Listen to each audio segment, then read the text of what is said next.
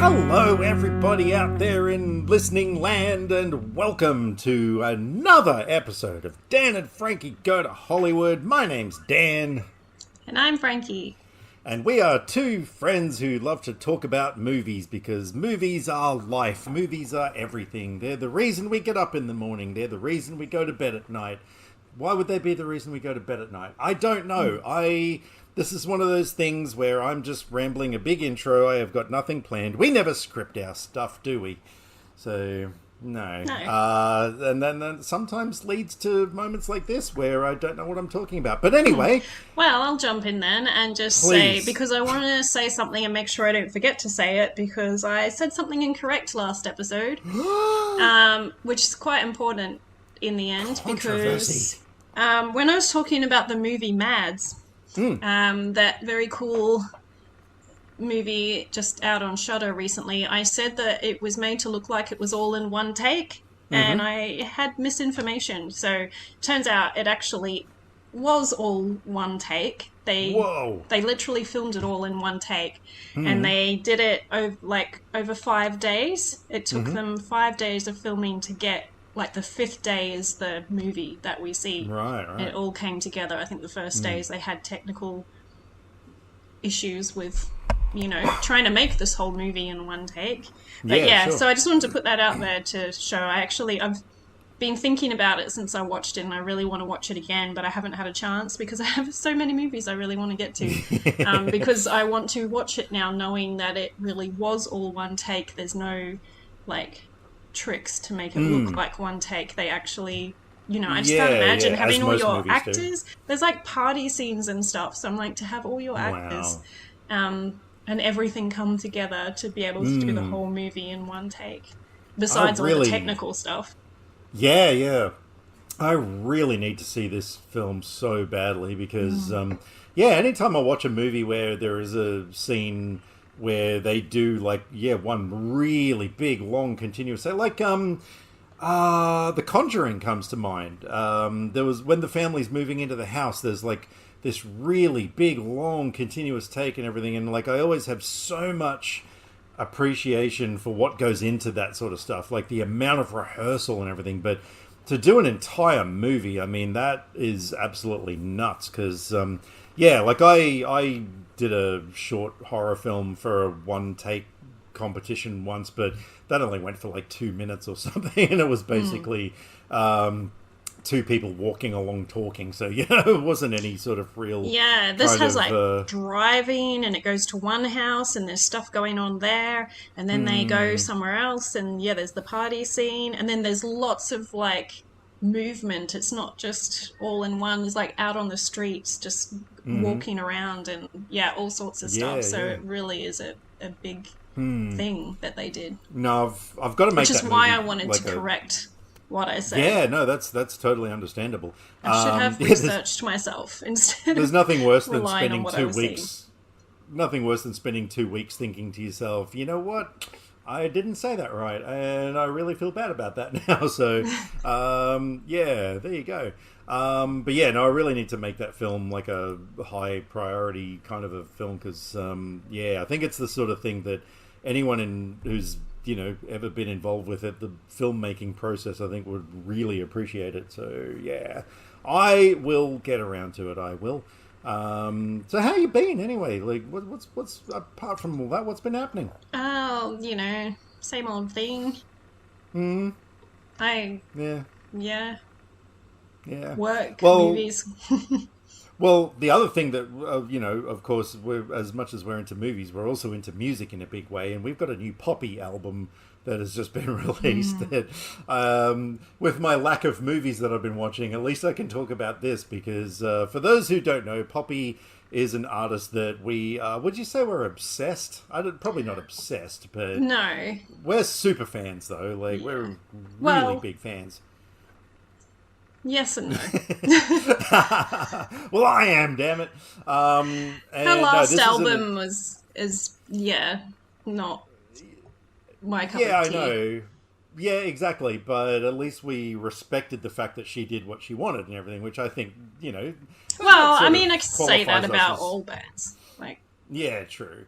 But anyway, she came back now with like a really ultra aggressive metal album for the most part of it. And yeah, on the day it came out on Friday, I listened to it 5 times that one day. Yeah, I put it on like shortly after midnight when it was first released. I was like, "Oh, okay, I need to get into this." Well, I was up. I think Kylie, my wife, I think she was working till like 1 in the morning or something. I think that night, or some ridiculous hour, and so I was just up, playing poker, nothing much to do, and yeah, so I threw that on, and I could not believe what I was hearing. Basically, if there's anyone out there who appreciates really awesome, hard, fast metal music with a female singer who is just amazing, yeah, get on board that one. And we're only a few days away from a new Marilyn Manson album as well. That comes out this Friday, so... and we just had Pearl Jam play at the Gold Coast, which we didn't go to. Poppy's song the Knocked Loose song that Poppy featured on Suffocate is nominated for a Grammy. Yeah. Actually, I did hear about that. So, yeah. And yeah, Pearl Jam just played song. The Gold Coast, which we didn't go to because it was too expensive. And that night there was a massive thunderstorm and it turned into a big shit show. But from what I've heard, it was one of the most amazing shows that a lot of people have seen. And I'm kind of a little disappointed that we didn't get to go to that. But, oh well. So yeah, lots happening in the music world this week. But, yeah. Anyway. I did watch a bunch of amazing movies, so to the point that it's a bit difficult for me to narrow down the best ones to talk about later. So right. Well, it's been a good fortnight for movies. Well, it has been for me as well because I got to watch a movie that wasn't homework related. So I'm looking forward to talking about that a bit later on. But one of the ones I'm going to mention, you have two that I will mention you have seen, I think. There you go. At least we can... I'm not sure about the rest. At least we can talk about them, so yeah. Yeah. But speaking of movies, I reckon we should start this whole shebang by heading back to 2014 in our time machine. Oh, this is 10 years ago.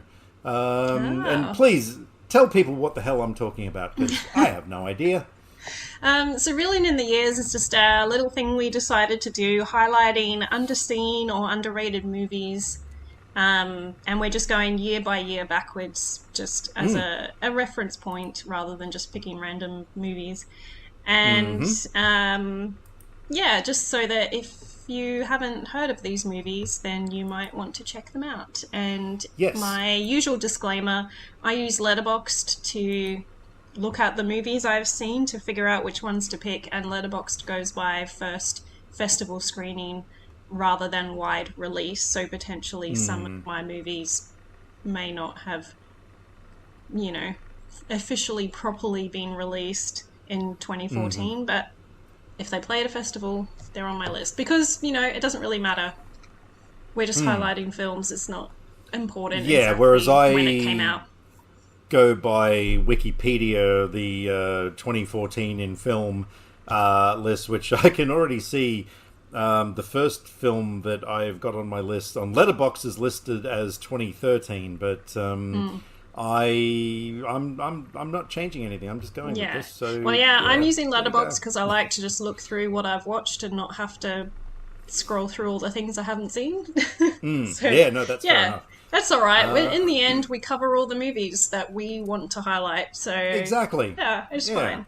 All right. Well, because you're taking a delicious drink, I'm going to get started then. So my first movie is a horror film directed by Mike Flanagan called Oculus, which the premise, a woman tries to exonerate her brother's murder conviction by proving that the crime was committed by a supernatural phenomenon.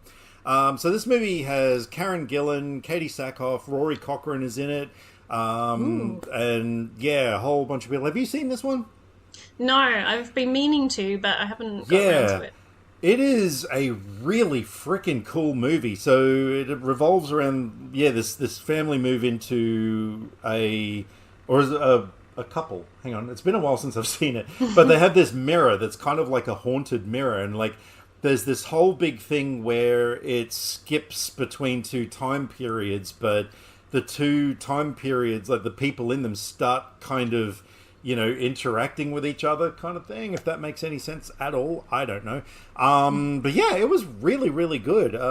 Very entertaining film. Had a few really good creepy moments in it and stuff. So nice. Yeah, no, I thoroughly enjoyed that film. So yeah, cool. I have some rather deep cuts this time, so I don't know which one to start with. Let's start with this one. So there is a German film called Who Am I?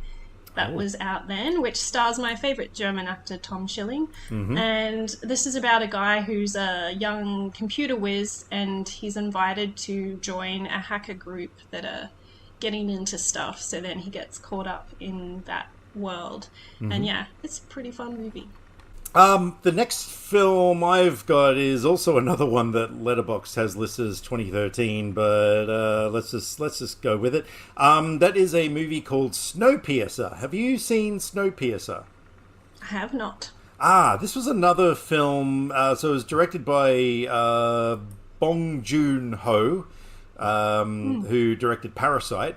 And it's a strange kind of a film. So in a future where a failed global warming experiment kills off most life on the planet, a class system evolves aboard the Snowpiercer, a train that travels around the globe via a perpetual motion engine. So you got people like Chris Evans, John Hurt, Tilda Swinton, Ed Harris. There's a stacked cast in this film, but yeah, it was a really fascinating look at, the class system in society and the way the sort of lower classes want to kind of, get ahead and stuff. And it's kind of a bit of a violent film at times and stuff, but yeah, just a really unique and interesting kind of a flick, so yeah, no, I was a very big fan of that. And I believe they made a TV series based on it as well. That came later on. So, yeah, no, really, really top film, that one. Mm-hmm. My next one is Bang Bang Baby, which stars our favourite Jane Levy. And it's a small-town teenager in the 1960s believes her dreams of becoming a famous singer will come true when her rock star idol gets stranded in town, but a leak in the nearby chemical plant that is believed to be causing mass mutations threatens to turn her dream into a nightmare. And so this is a musical, and it's very fun and silly, and yeah, a really good time. Has some good songs. So, yeah, right. Yeah. Jane Levy and the 60s. So, hang on. Is that a movie made for you, or? Well, that's why I watched it. I was looking through her filmography and read that description, and I was like, I need to watch this straight away. Yeah, obviously. Look, I will watch absolutely anything with her in it. I think she's just such a supremely gifted actress. So yeah, no, you got me interested in that one. Next one I've got is a movie that this is interesting. So you have seen it, but you only gave it 2.5 stars on Letterboxd. But I think I like this one a lot more than you did, and that is The Guest, directed by Adam Wingard. That has Dan Stevens, Micah Monroe, and yeah, Ethan Embry. There's a whole bunch of people in it. A soldier introduces himself to the Peterson family, claiming to be a friend of their son who died in action. After the young man is welcomed into their home, a series of accidental deaths seem to be connected to his presence. I only ever saw this film once, but I enjoyed it so much that I added it to my list of movies that I must buy, and I haven't got it around. There were a few times I went to our local JB Hi-Fi store and I went looking for it, and I could never find it. So the quest continues, but I really enjoyed it. I thought it was very tense and it's one that. Sorry, finish your sentence. Oh, and quite a good script. I really enjoyed it.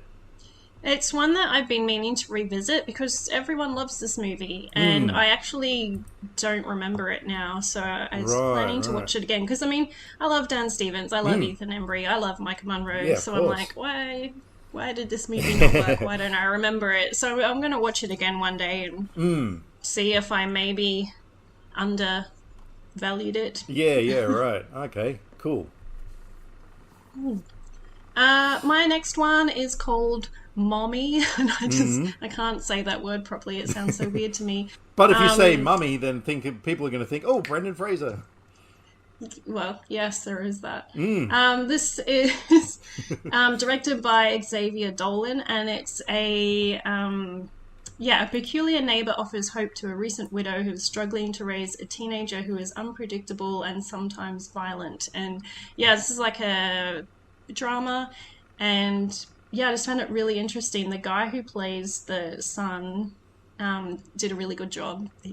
But yeah, it's a pretty full-on film, but I quite enjoyed it. Okay, cool. Look, my next one, you're obviously, well, you rated this one 4.5 stars. You're going to be quite happy I've included this in my list. And I know, like, to you and I, this is a movie that, like, oh my God, of course it's amazing. But, like, there are a lot of people who have not seen Whiplash, which was directed by Damien Chazelle and stars Miles Teller and J.K. Simmons. There are other people in it, but who cares? It is just about them. Under the direction of a ruthless instructor, a talented young drummer begins to pursue perfection at any cost, even his humanity. This film blew my effing mind. J.K. Simmons' performance as this drum teacher was just... It's one of the scariest people I've seen in a film that is not in a horror film. This guy is so intimidating. Poor Miles Teller, his character, he's this drum student who, is trying to do his best, but this teacher is just... I mean, he throws a cymbal at his head at one point, for God's sake. But not only that, the movie has an absolutely incredible ending as well. I think I should have left this till last, but out of every film that I've got on here, this would be the one that I would recommend the most to people. Because, I just could not believe how incredible it was. So, yep, highly recommended. Yeah, you are right. I skipped over this one thinking, that's not underrated. That's, that's a beloved film. Oh, Underseen, maybe, but it's the kind of film that I just think everyone talks about it in such glowing ways that it just doesn't enter my mind as being a underseen, underrated film. Yeah, exactly. I would sort of straight away think, oh my God, yeah, everyone's seen it. But it's like, have they really? I don't think so. Because maybe people sort of think, oh, I'm not into music, so it wouldn't interest me. But that's not the case. It is. I'll just say, you made me watch this film, and I think you might have bought me a copy of the Blu-ray when we were out shopping, and you have to watch this. Here, take it. And I was like, it's about a jazz drummer. I don't care. Yeah, exactly. But so proving the point that you don't need to have an interest in jazz or drumming to get this film. Exactly. Yeah. It is a character study first and foremost, and with some fucking amazing performances and stuff. So yeah. Anyway. And I really enjoyed seeing Miles Teller in that, because before that I had only seen him in one other movie, and it was a terrible movie, and so I really didn't think much of him at all. That Zac Efron one that has like 2 names. I'm not sure which one that is. I probably blanked it out because it's such a terrible movie. I thought you were going to say Fantastic Four, or Fant4stic as a lot of people called it, because that was terrible. I haven't seen that. You're so No, lucky. this is some... I was going to say rom-com, but I don't think it was funny. So, oh, well. But that awkward moment... Oh, okay. Is what it's known as. It's him, Zac Efron, and Michael B. Jordan are these 3 guys. Oh, Michael B. Jordan was also in Fant4stic. Oh, well. Yeah, there you go. They like to pair up in bad movies then, I guess. Apparently so. Yeah. All right, what do you got next? My next one is a movie I would love to buy and add to my collection, but I don't even know if it ever got a physical release, and I'm glad I watched it via Canopy back when my library offered it, because they don't anymore, so I can't watch it again. It's called Gabriel, and there's a few movies with that name. So this is the 2014 one, directed by Lou Howe, and it's got Rory Culkin in it, which is how it got on my radar. Right. And convinced that reuniting with his old girlfriend will bring his dreams to fruition, Gabriel risks it all in a desperate and increasingly obsessive pursuit. And so it's a full-on movie, and one thing that I really liked is, well, I didn't like it, but one thing that was interesting to see in this movie is, he's got a lot of mental illness issues, and it's always fun to watch. Scene, there's a scene that showed anxiety in a way that I related to, that I've never seen in a movie before. And I'm not going to say what it is because it sounds stupid just to say normally. But it was just really interesting to see like the highlight of that in a movie, because I haven't seen that before. Right. So, Okay, that's yes, a bit intriguing. But it's a bit vague, really, but intriguing. Well, I mean, it'll just sound stupid if I just say No, because that's it's fair not enough. going to have meaning to anyone. But I meant vague it's in a good way. It's a really full-on movie, because obviously he's got issues. So I just found it really quite a captivating watch. And yes, I really would love to add it to my collection, or even watch it again. I think in America, I looked it up on Blu-ray.com, and it looks like in America you can easily buy it digitally. But over here, no. That's it. We're moving to America. Actually, no, we're really not. Oh boy. Anyway, that's a whole other story. The last one I've got for my list. And look, I'm going to read the synopsis, but I'm also going to read your review of it, because my God, it is a glowing review. That is 2014's Nightcrawler. Which I know it's a movie we love. That's another one I wouldn't have thought was underrated or underseen. I hardly know anyone who's seen this film. Well, you hadn't seen it until not that long ago. Well, yeah, but there's lots of big movies that I haven't seen. So when Lou Bloom, desperate for work, muscles into the world of LA crime journalism, he blurs the line between observer and participant to become the star of his own story. Aiding him in his effort is Nina, a TV news veteran. So this is a Jake Gyllenhaal movie. Now, I'm going to read your review, because I just read it and I'm just like, my God, I just want to stop recording and watch this movie again right now. Quite the unsettling film. This was a pretty wild ride! ! Interesting seeing Jake Gyllenhaal in this, having recently watched Prisoners twice. The difference between Loki and Bloom showing what a great actor he is. Also, what an amazing score. Had me hooked right from the opening scene.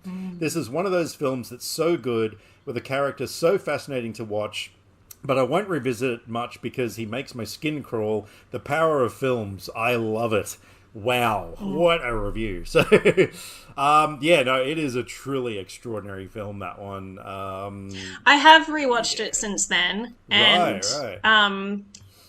It's not so skin-crawling the second time, because I knew what I was getting into. Yeah, sure. Which is good, because, I would like to watch it again. But I still think Lou Bloom is so creepy. Yeah, actually, I love one of probably the top review on Letterboxd. In loving memory of Jake Gyllenhaal, he ain't dead, but the Academy keeps treating him like he is. Oh, so true. But anyway, that film, my God, such a great film. So yes, get on that one, people. My last one is for a niche crowd of people who like movies that are so ridiculously stupid that you just laugh at them and have a good time. This is a movie called Ice-tastrophe. Oh my fucking God, okay. Which also comes up on Letterboxd now as Christmas Ice-tastrophe. So I guess they're trying to make it a Christmas movie. But, I mean, it's set during that time, but it has nothing to do with it. So this Christmas, a super frozen object is going to slam into the earth in the middle of a small town, and very Oh, that's not... Even the punctuation's bad. There was a full stop that shouldn't have been there. Very quickly, dreams of a white Christmas will turn into a frozen nightmare, which is stupid. But yeah, so it's a small town, and like meteor thing crashes into Earth and causes this, and it's hilarious. Like, there's people in the town, and then I can't even remember how it all works after it slams into Earth, but basically you have these like icicle things shooting down into the town and like killing people and stuff. And so it's just people trying to survive because it's freezing everything to, you know, temperatures that would kill people, except there's magical ways to save yourself, like the heat from a little lantern you're holding will be enough to help you survive, and stuff like that. And so you're just following people as there's like a guy that I can't remember what his job is, but he knows outdoors and things, and then you've got a woman who's like the meteorologist that's in town and is investigating, so they're trying to figure out what happened and how they can stop it. And then you have the townspeople that are like trying to get to safety and shelter and survive. Amazing. I found this Richard Harmon's in it. This is an older film, so he's the teen that has, I don't know if it's his girlfriend or just he has got a crush on her. I think maybe they're friends, but secretly they like each other but haven't said anything yet. So he's like wanting to save her because she gets caught, and he's like, where is she? I have to go get her. And so it's just all those kind of stories. But it's just, it's the spectacle of what's happening. And it's just so funny. I laughed so much. Now listen, while I was watching it. Can you do me a favor? Can you just say the title one more time? Icetastrophe. I just love how before you were kind of like really trying to get that word out. I know, it's the kind of word, it almost feels like a tongue twister. Hang on, what did I say in my review? Because I'd actually known about this movie for quite a while, because I like disaster movies, especially the, silly ones. So it turns out this was even more ridiculous than I was expecting. Oh, here we go. Let me just read this. A meteor breaks into two, with one part landing in the middle of this town, freezing everything. Conveniently, our main characters find ways to survive things that kill everyone around them. This movie isn't concerned with science or logic. I was laughing in disbelief at some of the things unfolding on screen, especially some of the ways people were killed. It's not great, but highly entertaining. All right. Well. So and that is on Amazon Prime. Okie dokie. That does sound like something that I would absolutely love. Actually, if that's maybe I should watch that again, since, it's a Christmas movie. Maybe you should watch what again? No, I'm not going to say it. Damn it. All right. Well, I'm going to see if I can somehow, throughout the rest of this podcast, try and get you to say icetastrophe. Yeah, that one. Anyway, cool. Well, I don't know about you, but I reckon it's time to spring a surprise on our dear listeners, young Frankie. If people recall, not the last episode, but the one before that, we had a very special guest on our show. The most special guest, I would say, that we've ever had on the show. Would you agree? Yeah, definitey. Yeah. I mean, out of all the people that we have had as a guest on this show, none have come close to this young gentleman.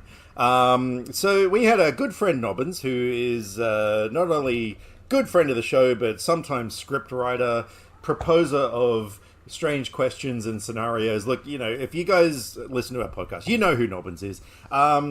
We had him on the show to do a Halloween horror trivia game with us, which was more fun than we have possibly ever had in our lives.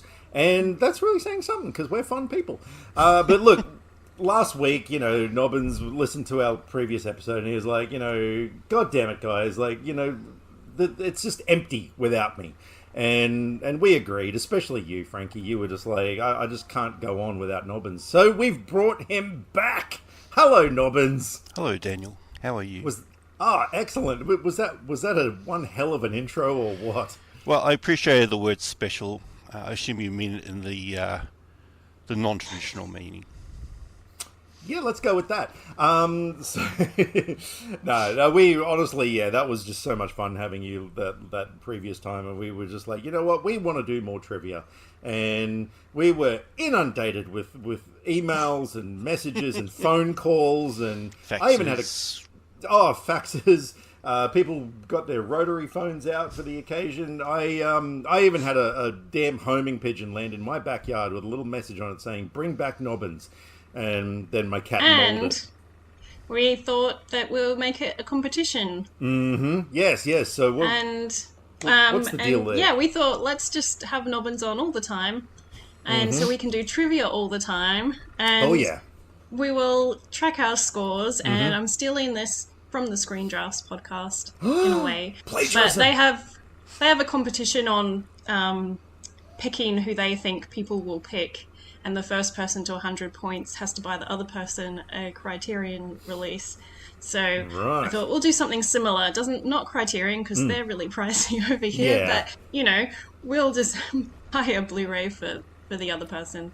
Well, Umbrella did release that Art Attack, Terrifier mega box set for $190. Collector bundles and special editions don't count. Oh man, okay. I just wanted to double check because otherwise, I'm going for 100 points in this one episode. Like, I'm gonna score 5 points per question. Interesting. Yeah. Given that they're worth 1 point each, that's going to be quite some doing. But I'll take 5. So yeah, no, we're good. All right. So yes, this is what we're going to do. So first to 100 points over. I guess. Oh, actually, I don't know how many episodes that'll be, but it depends how many points we get. Yeah, as long as we'll just see. Based on the horror trivia where you scored 6 and 4, it's going to be about out of 20. episodes. So this could very well. This time next year. We don't want to break the bank buying Blu-rays all the time. Yeah. So it's probably a good thing. It's going to take us a while. But we may be changing the name of the podcast to Dan Nobbins and Frankie Go to Hollywood because we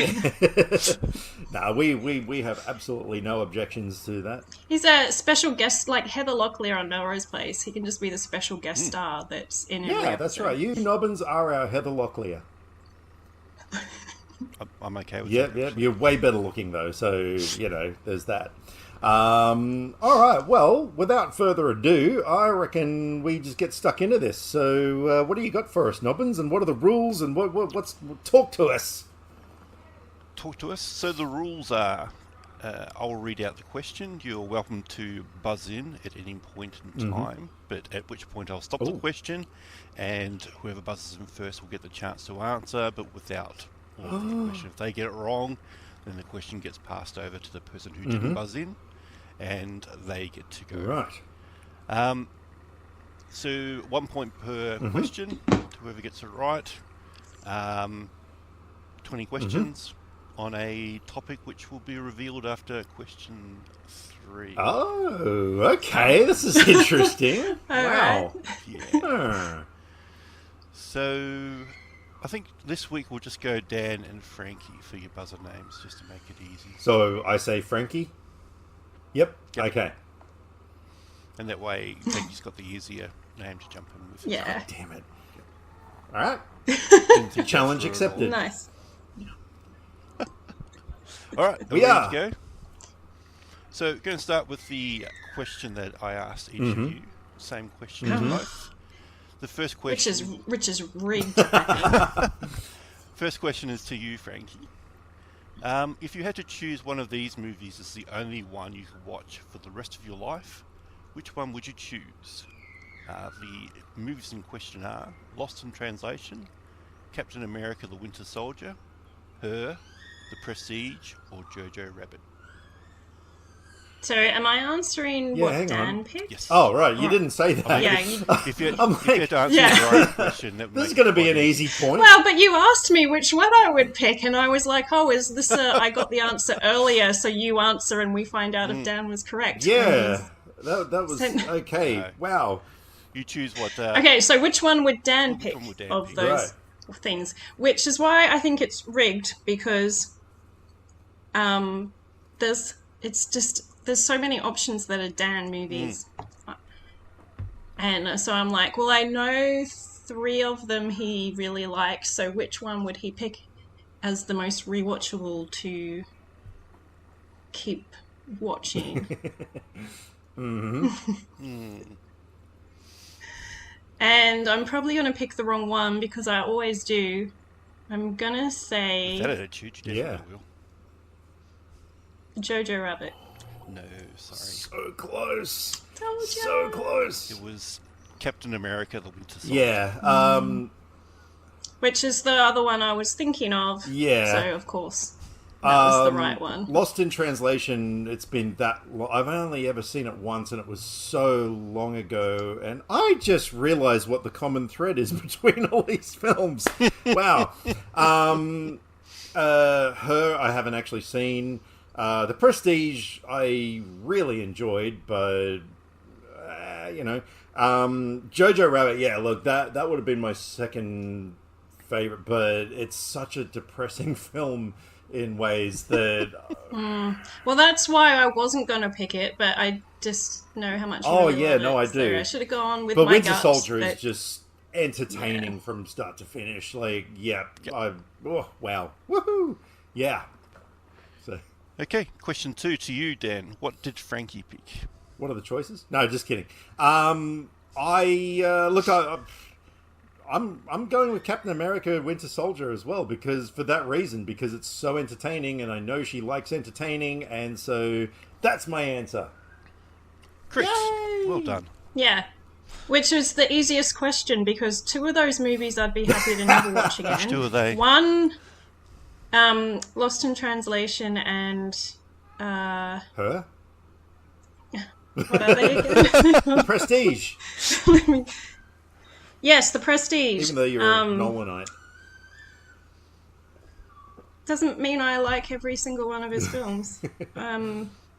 Yeah, Her I don't even remember, to the point where I'm wondering if I marked it as watched by mistake. Oops. Wow.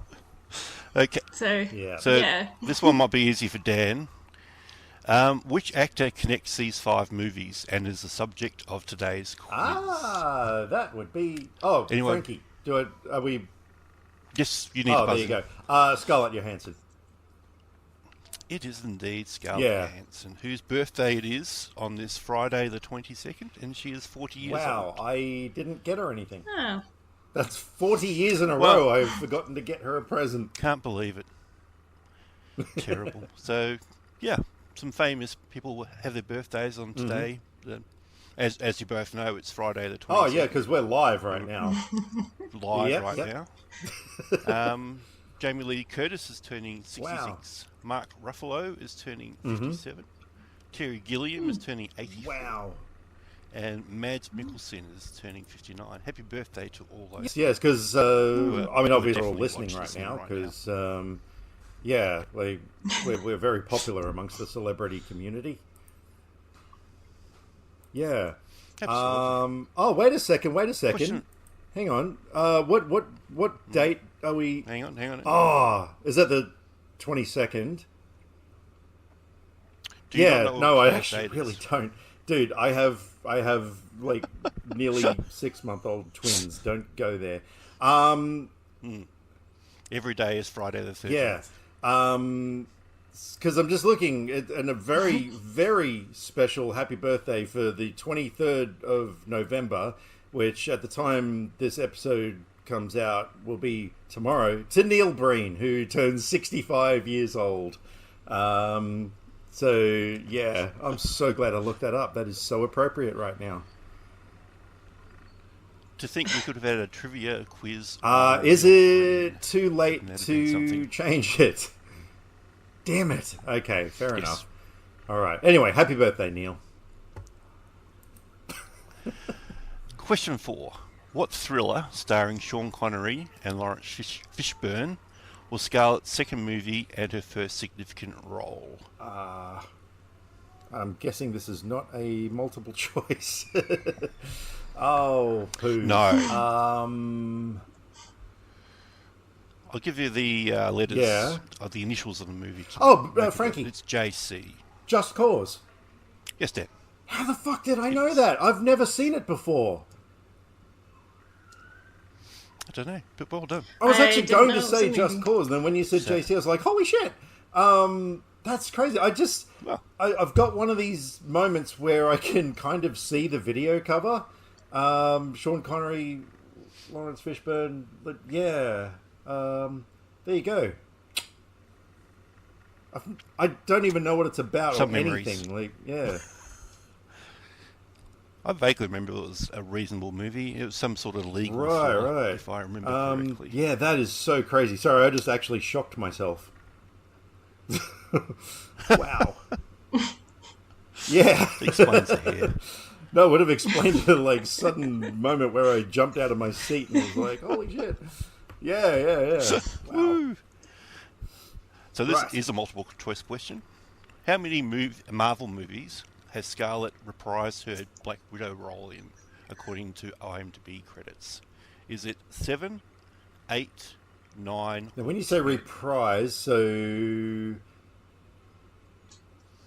Include Dan, I have Yes, no Frank. idea. I'm just gonna guess, and I'm just gonna say Yay! 9. Correct. Well done. Yes. Oh, wow. I almost picked 8, and then I I was thought trying 9's to a better figure, number. when you say reprise, does that better mean number. so, like, after the first time she appeared, like, reprised the role, or including the first time? Yeah, no, We I thought about overthought too it. much And, and Frankie jumped in, and yeah. I was like, "There's no way I'm going to be able to count in Well my head, done. so I just have to guess." All right, question 6. Another multiple choice question. Scarlett has worked with director Cameron Crowe on one film. What was it? Aloha? Elizabethtown? We Bought a Zoo? Or Almost Famous? Frankie. Yes, Dan. Okay, I'm second guessing myself now because I was going to say something, but now I'm saying something else. I'm going to say We Bought a Zoo. Oh, yay! Correct. Wow, That's what okay, was because I gonna was thinking say. Elizabethtown, but then I was like, no, go with the zoo one. Go the zoo. Go to the Yeah. zoo. Go to the zoo. Question 7. Which of these movies featuring Scarlett has the highest IMDb score? The Prestige, Jojo Rabbit, Isle of Dogs, or Avengers Endgame? Dan, Yes, Frankie. I'm gonna say Endgame. No. No, I thought Frankie. because everyone goes nuts about that. Jojo Rabbit. Yes, Dan. Oh! No. What? It was The Really? Prestige. The Prestige is 8.5. Yeah, I was gonna say that too. That was my next guess because I know, everyone People raves go about that crazy as well. for Christopher Nolan movies. So Well, Prestige is 8.5. oh yeah, I should have known that would be more of Yeah, a but- thing than Marvel. Yes. And then Avengers Endgame is 8.4. Oh, wow. So just 0.1. Jojo Rabbit 7.9 and Isle of Jojo was Dogs. only 7.9. Well, when I say only, like, it's still a good score, but, like, Only. that movie was so heavily critically acclaimed and the fans loved it and everything. Like, Yeah, but this is IMDb. no, but the I can fans see really why loved that that one film would be as lower well. than others. So, The fans Yeah. loved it more than the critics. It wasn't is such a that big right? critical hit. Well, there you go. All right, fair enough. Fair enough. Scarlett Johansson has been nominated for 2 acting awards. Name either of the movies she was nominated for. Frankie. Yes, Her? Dan. No. It was. Good- I good picked try, the though. movie Well that done. we had discussed before and thought, I'll say that word. Indeed. And hope it's the right one. One of the movies has already been mentioned before in another question. Yeah, well, it's one of those mentioned ones. a few.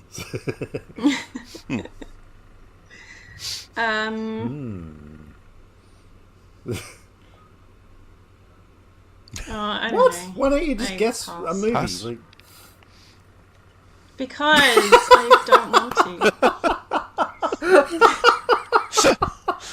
I mean, fair enough. All right. So she was nominated for both Ah. Marriage Story. Yeah, I think I Jojo should have Rabbit. said JoJo. God damn it. I thought you were going. I thought it was Yeah, gonna be a slam dunk I don't know for you, why. Anyway, I forgot about Marriage Story. I didn't really like that film too much.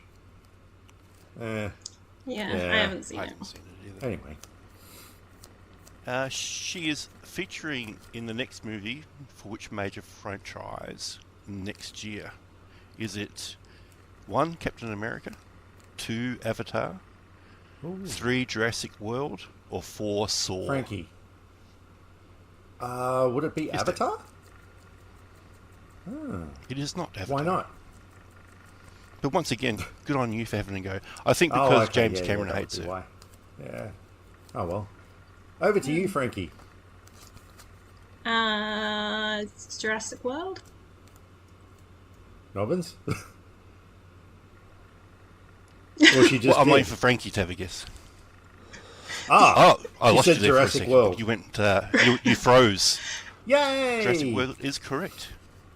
Yay! I just picked that because I wanted it to Yeah, be that. me I didn't even neither. know they were making another Well, there you Jurassic go. World movie, though. They're actually making a movie next year for Yeah. all 4 of those franchises. So there's a new Captain America, a new Avatar, and a new Saw. Saw Yeah. 11 is coming next year. That was the one I straight away absolutely. went. She would wouldn't be in sink that low.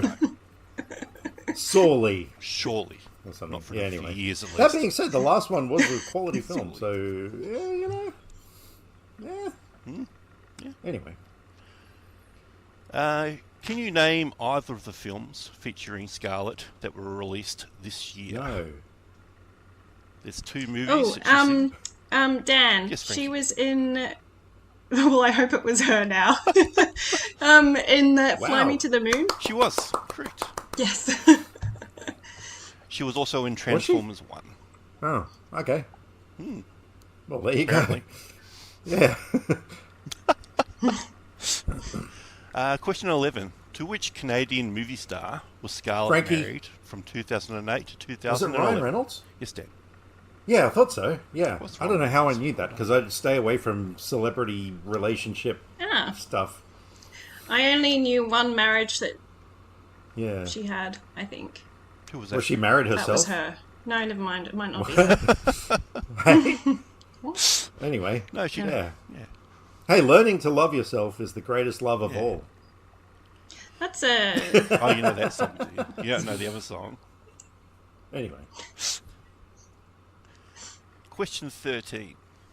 Yeah, I was going to say, sorry, wait a question minute, 12. what happened to 12? That's a bit racist. Rude. In which arachnid horror comedy did Scarlett Frankie. appear in? Eight-legged freaks? Yes, Dan. Yeah. It was indeed. Question 13. What is the only Marvel movie featuring Scarlett that Frankie has rated higher on Letterboxd than Oh, Dan?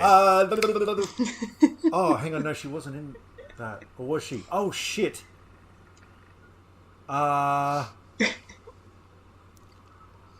don't I was remember. I gonna watched say- all of them so close together. I don't even I was remember gonna say which the one first she was Captain in and America, but not she in. wasn't in that one. Oh, God, I don't know.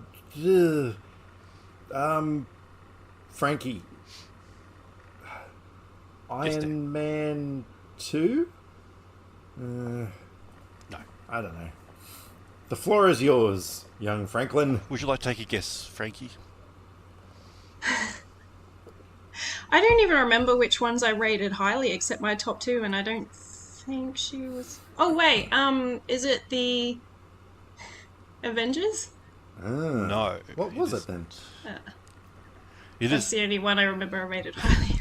the Marvels. You rated it 4.5, and Dan rated Oh, it 4. She was in that? That's what I thought of, because I knew that's one of my top No, ones, but I don't don't remember she was in remember- it. I mean, I've only seen it once, and I loved it, but I don't remember her being in that. She wasn't in it. Oh no, it's a bad quizmaster. Dude, come You're on! right. What is going on here? Wow. This The this QA this is this blowing is this. rigged. I demand a recount. Let me just strike it. You're gonna have to think of another question. Yeah, on the exactly. fly, Because so that we have our question 20 does not questions. exist. That is. Because I'm thinking to We're myself, just like, cancelling that question. Moving on to the. I think that's funny that we both I'm not thought going to of it say and then went, "Is she Marvel in it?" spoilers And for anyone we were who right. hasn't seen the entirety of the MCU yet, but for obvious reasons, I thought her character probably wouldn't be in that film. No, she was in Yeah, Captain yeah, Marvel, yeah. but not the Marvels. Yeah. Oh wait, the Marvels. I was going to say, hang on, you I haven't seen the Marvels. seen that one. Nobbins, what are you doing? Because I keep meaning to watch Captain Marvel before I watch Nobbins, it. what and is I haven't going come on? to How that did yet. things According to implode Letterboxd. so badly? I mean, what the hell, dude? I mean, I would have rated it higher than Frankie in this case. I was thinking Captain Marvel because I'm like, I know I rated that highly, but she wasn't in that, was she? She was. It was She It was? was Oh, Captain so Marvel. is that the one actually. you're thinking Okay. of then? I got the answer wrong. The question was right, but So, the answer was wrong. are we counting that Yes. question then? Yeah, okay, Well, let's neither just... we got it right. Okay, so What? you I'm rated Captain confused. Marvel higher So, than I What did. the answer- Scarlett the answer was Johansson right. was in that. Okay, so she was in Captain Marvel? She was in Yeah, Captain she Marvel. was... It was just... Okay. Wasn't it in, like, the end credit scene or something? She was like a hologram? Yeah. Yeah, well, I something? guess it's like Mm-hmm. there's a lot of movies Hmm. that have little cameos. Like I saw Ant-Man before I'd seen any other Marvel movie, and they had a couple of people in that. And I just watched it and went, I guess I'm meant to know who those people are, but they weren't really in it, but they just turned up. Okay, for so we scene. rescued Marvel. that question from... Yeah. Wow. Okay. That, Rescue that That was question. good. What is the only Marvel movie featuring Scarlett that Frankie has rated higher on Letterboxd than Dan? The answer, Oh, of course, Captain being Marvel, Captain yeah. Marvel. Probably should have guessed that. Yeah, Captain there Marvel. you go. How about that? Wow. Very good movie. Wow. It really was. It certainly made some interesting podcast content. I'll tell you that. This is no ordinary quiz, my friends. Right. Question 14. Scarlett featured in a 2012 movie about which director? This is multiple choice. 1. Woody Allen. 2. Alfred Hitchcock. 3. Francis Ford Coppola. Or 4. Orson Welles. Dan. Yes, Frankie. And this is a guess, but for some reason my mind is going to Orson Welles. Sorry, can you tell me what the other three were? No. Woody Allen, Oh. Alfred Hitchcock, It's Francis Woody Allen. Ford Coppola, or Orson Welles. Yeah, it You is. sound very confident about that. 100%. No, it is. No. I get a point. Yep. Please don't tell me it was Francis Ford Coppola. Was it Hitchcock? Okay, good, because No. it was the cock. Hitchcock. It was Hitchcock. It was Oh, There yeah. was a movie called Hitchcock. Yeah, now I released in remember. 2012 about the process of Yeah. directing Psycho. Yeah, She yeah, now I played, remember. Janet Leigh. It wasn't Woody Oh. Allen. No. You sounded very confident. You sound so confident when you go. It was definitely. I mean, she was. Oh, in a that's Woody where Allen I'm getting movie. confused. Yeah. But- No, see, I figured the way I look at Yes. it, if I give an answer with such supreme confidence, you might actually second guess yourself and think, oh, wait, well, maybe he's right, and put me down for a point. So, because let's face it, you did screw up one question already. So, you know, I did. it's Yeah. yeah. I could screw up all the questions. You're an unreliable quizmaster. But if I was going to screw them up, it would be in favour of Frankie Well, rather that's than yourself. not nice. Yeah. Okay. Fair enough. I it can is what it is. respect that. Yeah. Yay. Another multiple choice question. Which Coen Brothers comedy did Scarlett star in? Was it Raising Arizona, The Hudsucker Proxy, Burn After Reading, or Hail Frankie. Caesar? Hail Caesar. Yes, Dan. Yeah. 100%. Was. See, even if it's not, you now think 100%. it is. So I got you. Yep. That's also the answer I have. Yeah, but if I it was going to say wasn't, that- then you would still be giving me the point right now. Because I have woven Yep, my spell. absolutely. All right, down to the final 5 questions. Question 16. Can you name 2 of the 3 movies that Scarlett has worked with director Jon Favreau on? And this is Jon Favreau, the director, not Jon Frankie. Favreau, the actor. Iron Man 2? Yes, Dan. Oh, wait. He didn't do Iron Man 3. Hang on. That was Shane Black. Crap. It was. Do I get a point for saying who the director of Iron Man 3 was? Damn it. Ah, shit. Hang on. She wasn't in Jungle Book, was she? I don't know, is that a question or a statement? Nah, it's a statement. She wasn't in that. Oh, are they okay? Can I just ask? Are they all three Marvel movies? Fuck. Yeah, I got Iron Man 2. Well, what Also, that would be cheating. Oh, okay. Over to you, Frankie.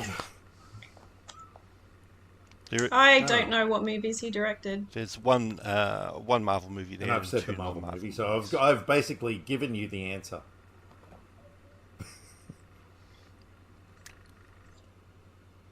All we have to do is get the other question. All we have to do is get one of the other movies that Dan may or may not have mentioned in his answer. No! Was she in that? Oh, fuck. Okay.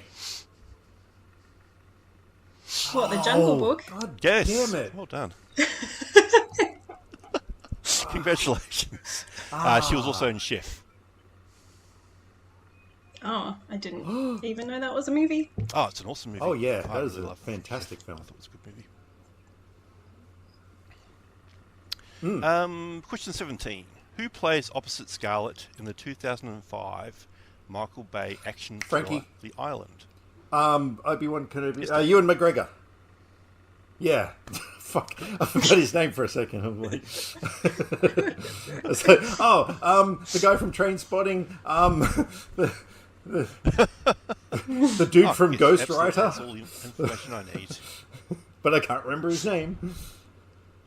Yeah. That guy. Question 18. 2004 saw Scarlett act in the movie version of which popular children's TV show? Was it The Simpsons, Inspector Gadget, Rugrats, or SpongeBob Frankie. SquarePants? SpongeBob. Yes, Dan. I only went with that because that's the sort of thing that would attract big name actors. Like, although I guess The Simpsons would as well. But yeah, that was a total guess. Yeah, thanks. Good job. Well done. Yeah. Question 19. Two more to go. What actor / singer was Scarlett's boyfriend in the mid 2000s? Frankie. Rick Astley. Yes. He was in his music videos. I mean, he put on quite a performance. That's true. Yeah. No. I truly An believe actual that actor he who's was been in not going to movies. give me up An actual. or let me down. Yeah. Well, yeah, And then he but did anyway, both those that was my answer. So, yeah, I have no idea. This is a person who, well, both of you are quite fond Is it Rick of. Astley? Yay! No. Yes, it is. Yeah, no. Would you like to hazard You're a gonna guess, have Frank? to. Well, Ryan Gosling? No. Jared. I don't. Jared Leto. See, I was trying to think of people who were actors and I'm singers, just and I trying to think of couldn't how any. gorgeous their babies would have looked. Oh my god! Wow. Anyway, yeah. Sorry. Anyway, Here we go. last question. Which actress was first choice to play Natasha Romanoff in Iron Man 2? Multiple choice, 5 answers. Was it Emily Holmes, Emily Mortimer, Emily Deschanel, Emily Blunt, Frankie. or Emily Watson? I'm going to go with Emily Blunt. Yes, Dan. Oh wow, that was only because I've seen her in action movies, so I thought let's just go with her. Thanks. Yeah. Good job. Wow. Well done. I feel like I might have scored a few points in this one. Yeah. You did. In fact, you scored 10, and Frankie scored 4. So you're 10% of the way there to a new Blu-ray. Oh, I guess this is going to take very long. You never know. Wow, I got 4 last It time. is your Is this thing. like, Yeah, is this yeah, my yeah, thing? yeah. I think so. I mean, I got 6 last time, so I've definitely stepped. Wow. I didn't realize I was so familiar with Scarlett's work, but mind you, there were a few guesses, well, sort of educated guesses in there. Like, I mean, you know, like I said, SpongeBob. That's the kind of movie that would draw in the names, you know. So yeah. Yeah, Yes, like, yes. like the Huff. No, that dude will star in absolutely anything for like $20 and a free lunch. So, yeah, exactly. And has done. All right, well, there you go. That concludes the official round 1 of our ongoing trivia series. So, yeah, Nobbins, thank you very much for dedicating your valuable time to our little endeavour and bringing joy to all the multitudes of people who just couldn't wait to have you back.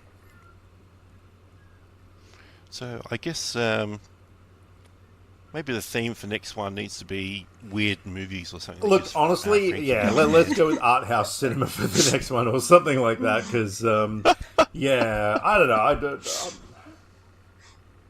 Well, I don't know. I think the thing with my movie taste, well, apart from, there's firstly my movie taste is I just follow random threads and watch things other than like I'm going to watch all of these big directors' films and whatever. And then also my brain sucks, so trying to remember years things came out or people in which movies and what. Yeah. With the Just Cause thing, like I mean, harder. I kind of. Well, and then there's those movies from that I've years of working in video existed. stores and stuff, I've kind of got a photographic memory of a lot of video covers. I know that sounds really weird, but I just kind of, I don't know, there's a lot of data inside my brain of like imagery of covers and stuff. Well, we do know that you have that kind of brain because you also remember all the years things came out as well. Yeah, damn it, unfair Nobbins, advantage. I demand a recount. No, I don't. I actually, I'm very happy with how that went. So, yeah. There you go. Did you have fun, Nobbins?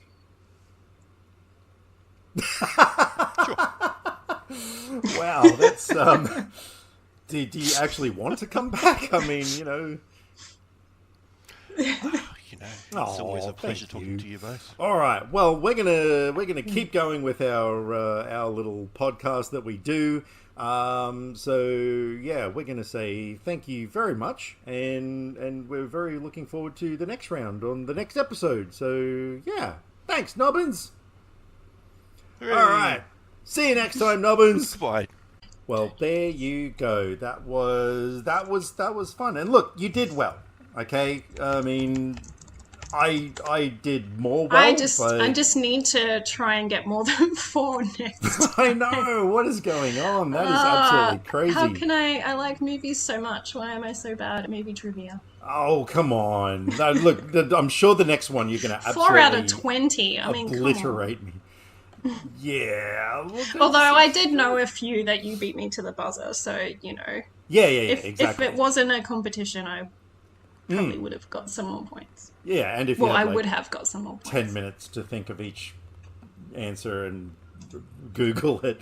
Well, not cheating. But in hindsight, I should have actually mentioned Chef in my 2014 Underseen films, because that was also a really, really good film. But yeah, had I actually done some research, I might have remembered who directed it and everything beforehand. But oh well, I didn't. So there you go. Now, so this is the part where you take over. Although, because we this is where we talk about the best movies that we've watched in the past fortnight. I do have one movie. So did you want me to jump in now with that one, or leave it till the end? Well, you can maybe break up some of my talking. All right, I'm going to leave it to you. You go on ahead, and the movie that I am, it's not what was that disaster movie you were talking about before?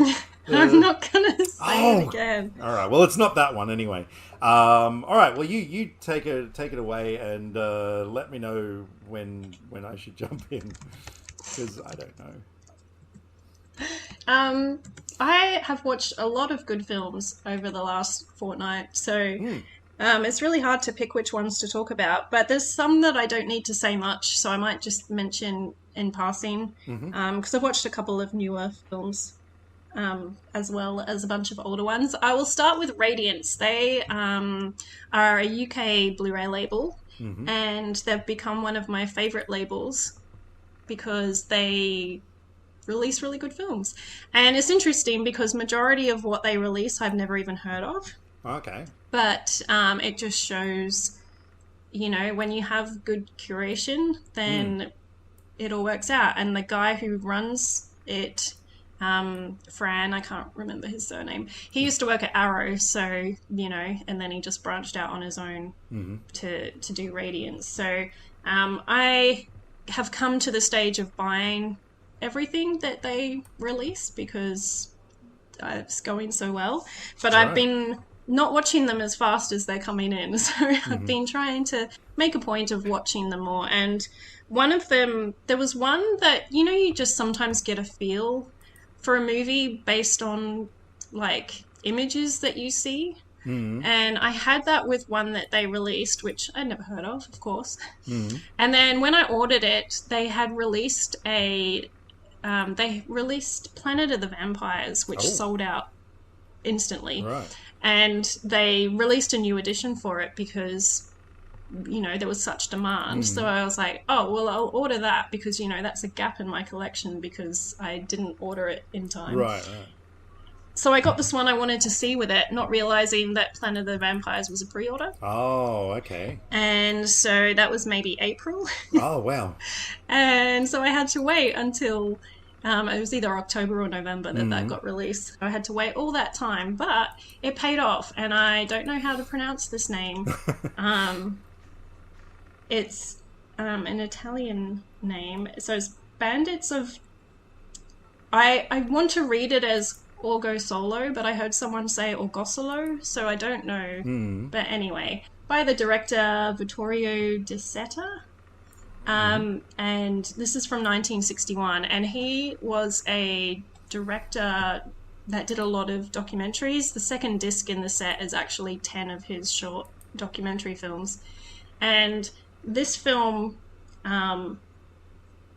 is kind of like he made a documentary in this village and kind of wanted to make a feature film there. Right. And all the people in the film, like he went to this town and talked to locals there to get a sense of, what their life was like. And the actors in it are not professional actors. And they're just like people there, which is pretty amazing because the main guy is so good. Right. In it. And the only thing was it's in Sardinia and they have their own dialect, so the actors got dubbed over in Italian for release of the movie, so we don't hear them talking. But and it's this guy who's a peasant and he gets implicated in the murder of police because he has some bandits that stole some pigs and came to, because basically he's a shepherd, and so they go up into the mountains with their sheep for long periods, and the place that he's staying, these other guys come along and he can't really do anything to get rid of them, and the police show up. One ends up dying. He's like, they're gonna think I'm involved, so he goes into the mountains with the sheep with his younger brother, and the police are looking for him. So it's kind of the thing of the movie, but it's just really fascinating to watch. And it's really good. And I started on the documentary disc and I watched one called Islands of Fire, which he was filming on an island when a volcano was erupting in 1954, and so it's just a little 10-minute film, but really well done, and just showing the lives of the people doing fishing and stuff, and then the volcano starts erupting. Sounds interesting. So that was really good. And then I watched Thieves Like Us, which is a Robert Altman film, and I've had a good time with Altman films lately, so that was next on my list to watch. And I loved it, just like I've loved his other films. And Keith Carradine and Shelley Duvall are in this, and they are great. It's a trio of prisoners escape who are, wanting to rob banks and things, and then Keith Carradine's one of them, and then he starts falling for Shelley, and they have a romance, which is the main part of the film. And so, yes, that was very good. Cool. So it's very happy. And then I also watched Black Tight Killers, which is about a Japanese film about female ninjas. And there's a guy back from the army who's goes on a date with this woman, and then she disappears, and people are after her, and they think he's involved, so they're after him, and he's like trying to get the girl back, and yeah, it's just really fun. That sounds intriguing. That's from the 60s, so it has that cool. kind of retro thing. So that was my Radiance movies for the time. Wow. Well, some interesting stuff. And I watched a couple of new releases. What do you got? I'll just mention them briefly. I went to see Red One. Oh, yeah. Because that I have a half day sometimes from work, and it was either that or the new Venom movie. Oh, right. Were the only two playing at good times. And so I wasn't really feeling the Venom movie, so I went to see Red One. And yeah, it was really fun. I like to see Chris Evans play. He's like just a jerk guy that gets pulled into this thing to save Santa because it's kind of his fault that Santa got abducted. And J.K. Simmons is Santa. Okay, right. And does he throw symbols at him? No, but he's a really good Santa. Okay. That was a good part. But yeah, I thought it was fun. So cool. Yeah, and then speaking of Christmas movies, I watched Hot Frosty. I was so hoping you were going to mention this one next. This just came on Netflix. And I had it, like, I was going through the Netflix coming soon thing a while back, and I saw it, and it was a Christmas movie with Lacey Chabert, who, you know, is in a million Hallmark movies, including a bunch of Christmas ones. So, you know, that's a good thing already. But yeah, it's about a snowman that comes to life and is a hot guy. So I was like, oh yeah, remind me when that comes out. And so I watched it straight away when it came out, and it is just so much fun. Yeah. It feels like a Hallmark kind of cheesy Christmas movie, but it's got a bit of edge because it's not Hallmark. And so yeah, it's really funny, but also got its, you know, the heartwarming bit that you need as well to have that. And it also has a really cool sheriff and deputy, which everybody knows from Brooklyn Nine-Nine, which I still haven't got round to watching. Right. But yeah, they were standouts, so they made it really fun as well. Okay. So I recommend that if you like a silly, fun Christmas film. Because yeah, the thing is that she's a widow, and so,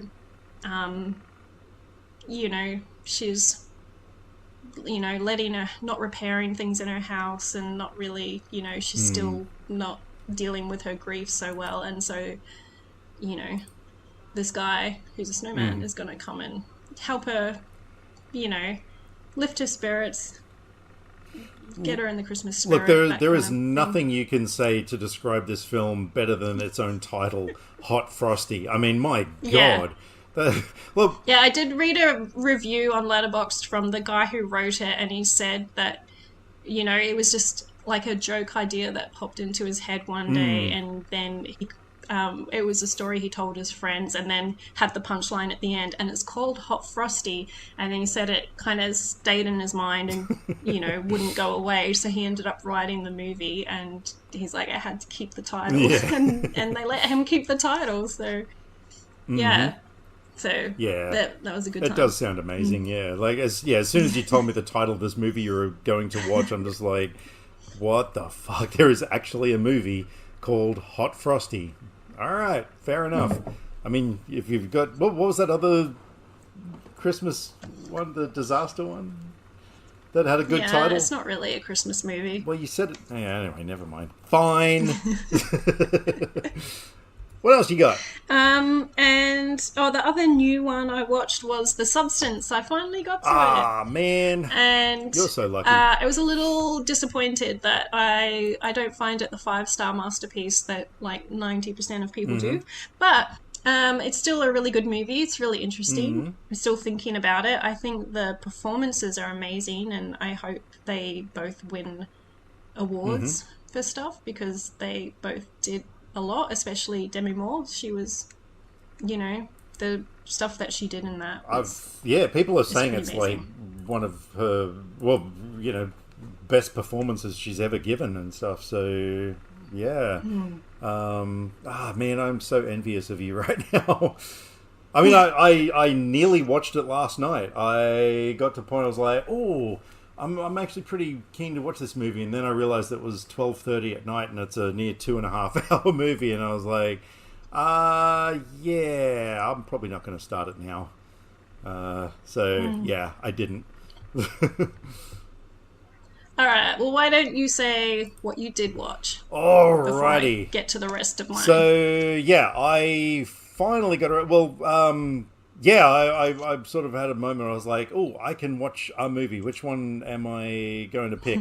And being that I am a massive fan of Kevin Smith, being that like the dude is, the sole reason why I got into filmmaking in the first place and everything, like I don't think there are any words that describe how obsessed I was with Kevin Smith's films in the 90s and 2000s and stuff. Like, oh, it's just insane. But I watched the 4:30 movie, which yeah, I want to watch that one. yeah, well, out of everything I had a choice to watch, I was like, oh, I really want to see this one.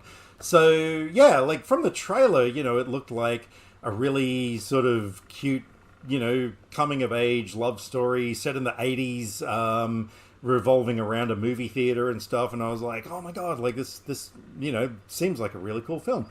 The trailer was a little misleading. The whole love story element kind of happens at the start, and from the get-go, like it's you're actually like you're in Kevin Smith territory, because this young guy and a girl are talking on the phone, and the conversation they're having is just kind of like Kevin Smith and Quentin Tarantino, I think, are geniuses at making really ordinary, banal conversations actually sound interesting. And this was one of those moments. It's like these two are just like having this chit chat on the phone and stuff, and it's just like, this is actually really interesting dialogue. There's a lot of, kind of movie pop culture references thrown in, which I was like, okay, yeah, I'm digging this, But then it turns into a different kind of a film. It sort of just becomes about these three young dudes who are hanging out at the theater all day because, the main character's got a date with this girl for the 4:30 movie, and so they're killing time at the theater, and that's pretty much it.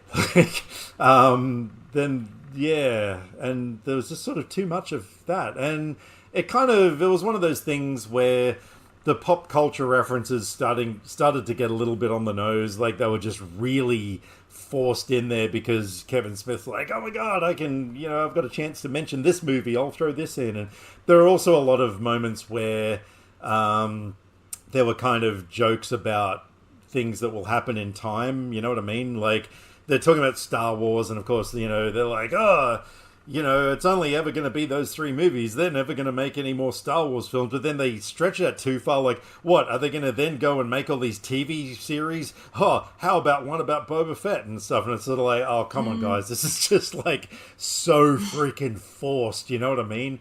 Like, when you look at his other films, like Clerks and stuff, the pop culture references kind of felt natural. And I know it can be argued that, when I say this movie, nothing much happened, like, okay, look at Clerks, nothing much happened. But at least that film had way more interesting characters. The situations were more interesting.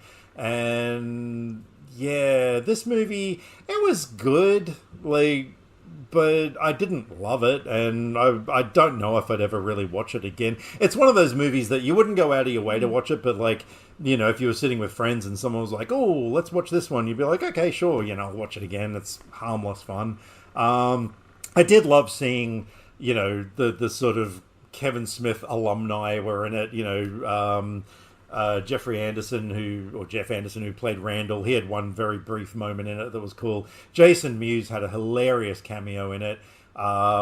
His daughter, Kevin Smith's daughter, Harley Quinn Smith, had a cool role. Like, so basically Jason Biggs is, like, everybody is in this film, in some degree. But yeah, so I would definitely recommend it to people for a one-time watch. Like, yeah, it's harmless fun. So I hope you enjoy it more when you get around to watching it. I'll be interested in hearing your thoughts.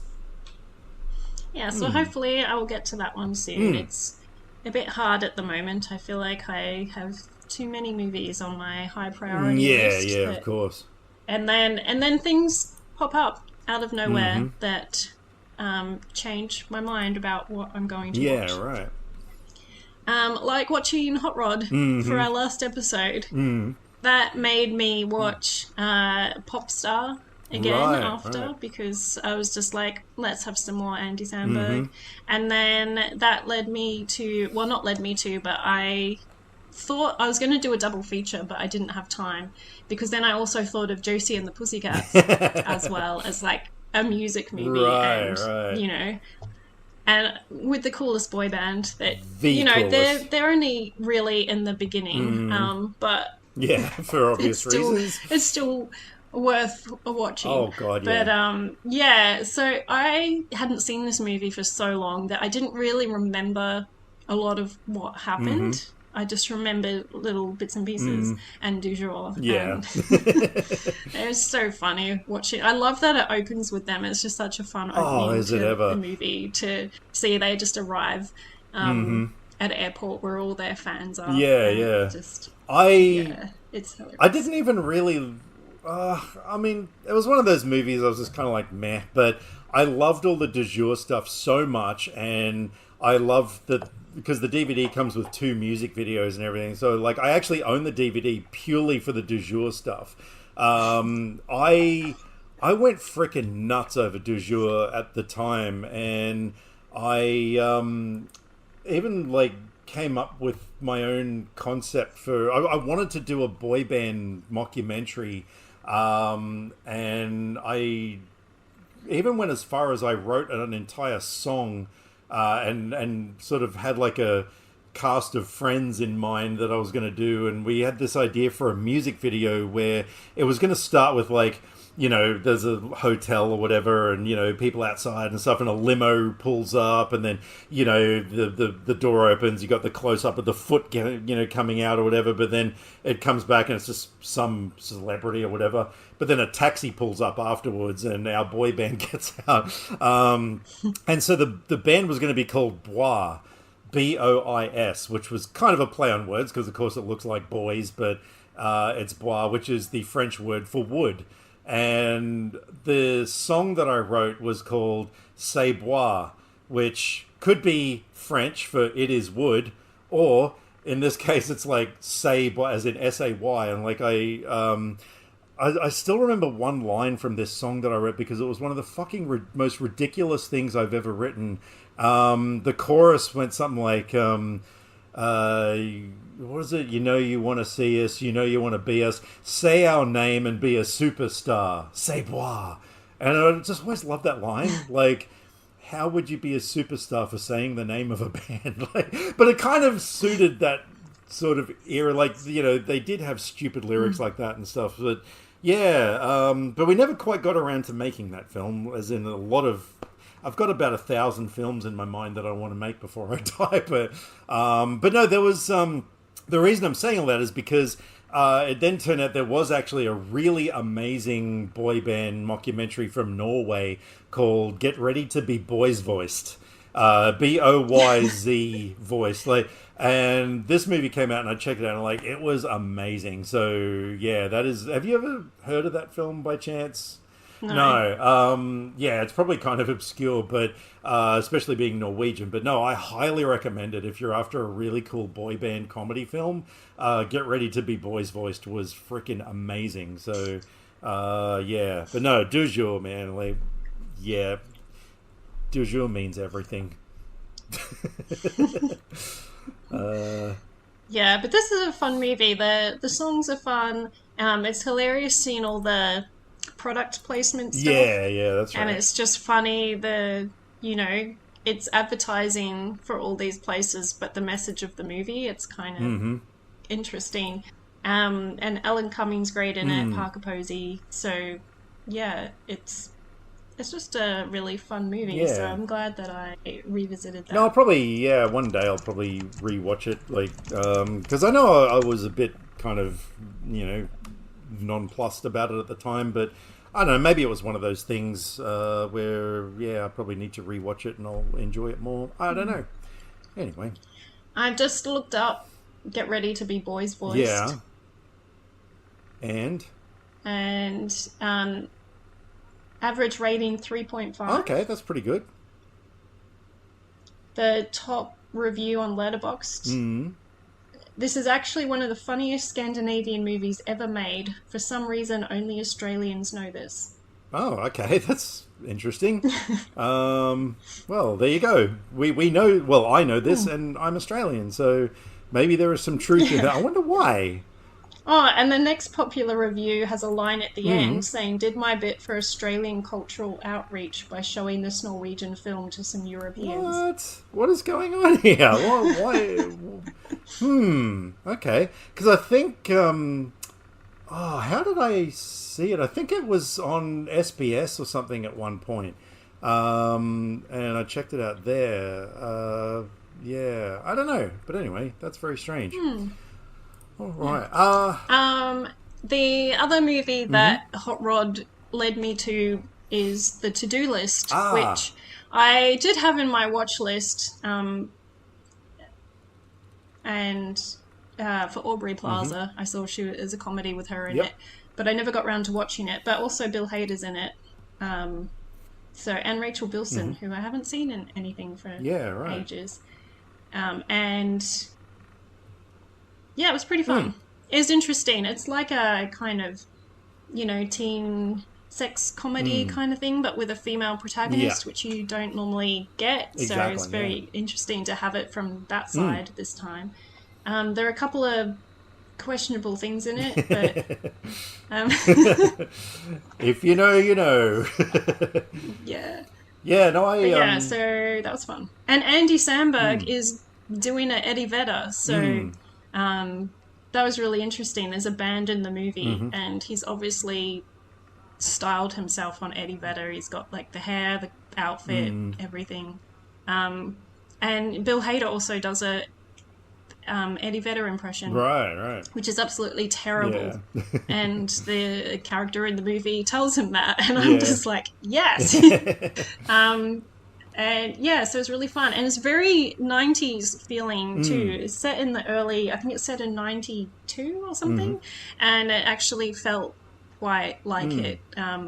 Even the poster of Eddie Vedder on the wall was a Pearl Jam poster that I had on my wall in the 90s. So there you go. So yeah, not in 92 because I didn't know who Pearl Jam were in 92, but you know, I got there a little bit later and I got that poster. Cute. So yeah, so that was pretty fun. Yeah, no, I didn't so mind worth that watching. film. I saw it. It was one of those movies that ages ago I watched it as like a bedtime movie where I'd watch installments kind of thing over a few nights, and yeah, I seem to remember quite enjoying it. So yeah.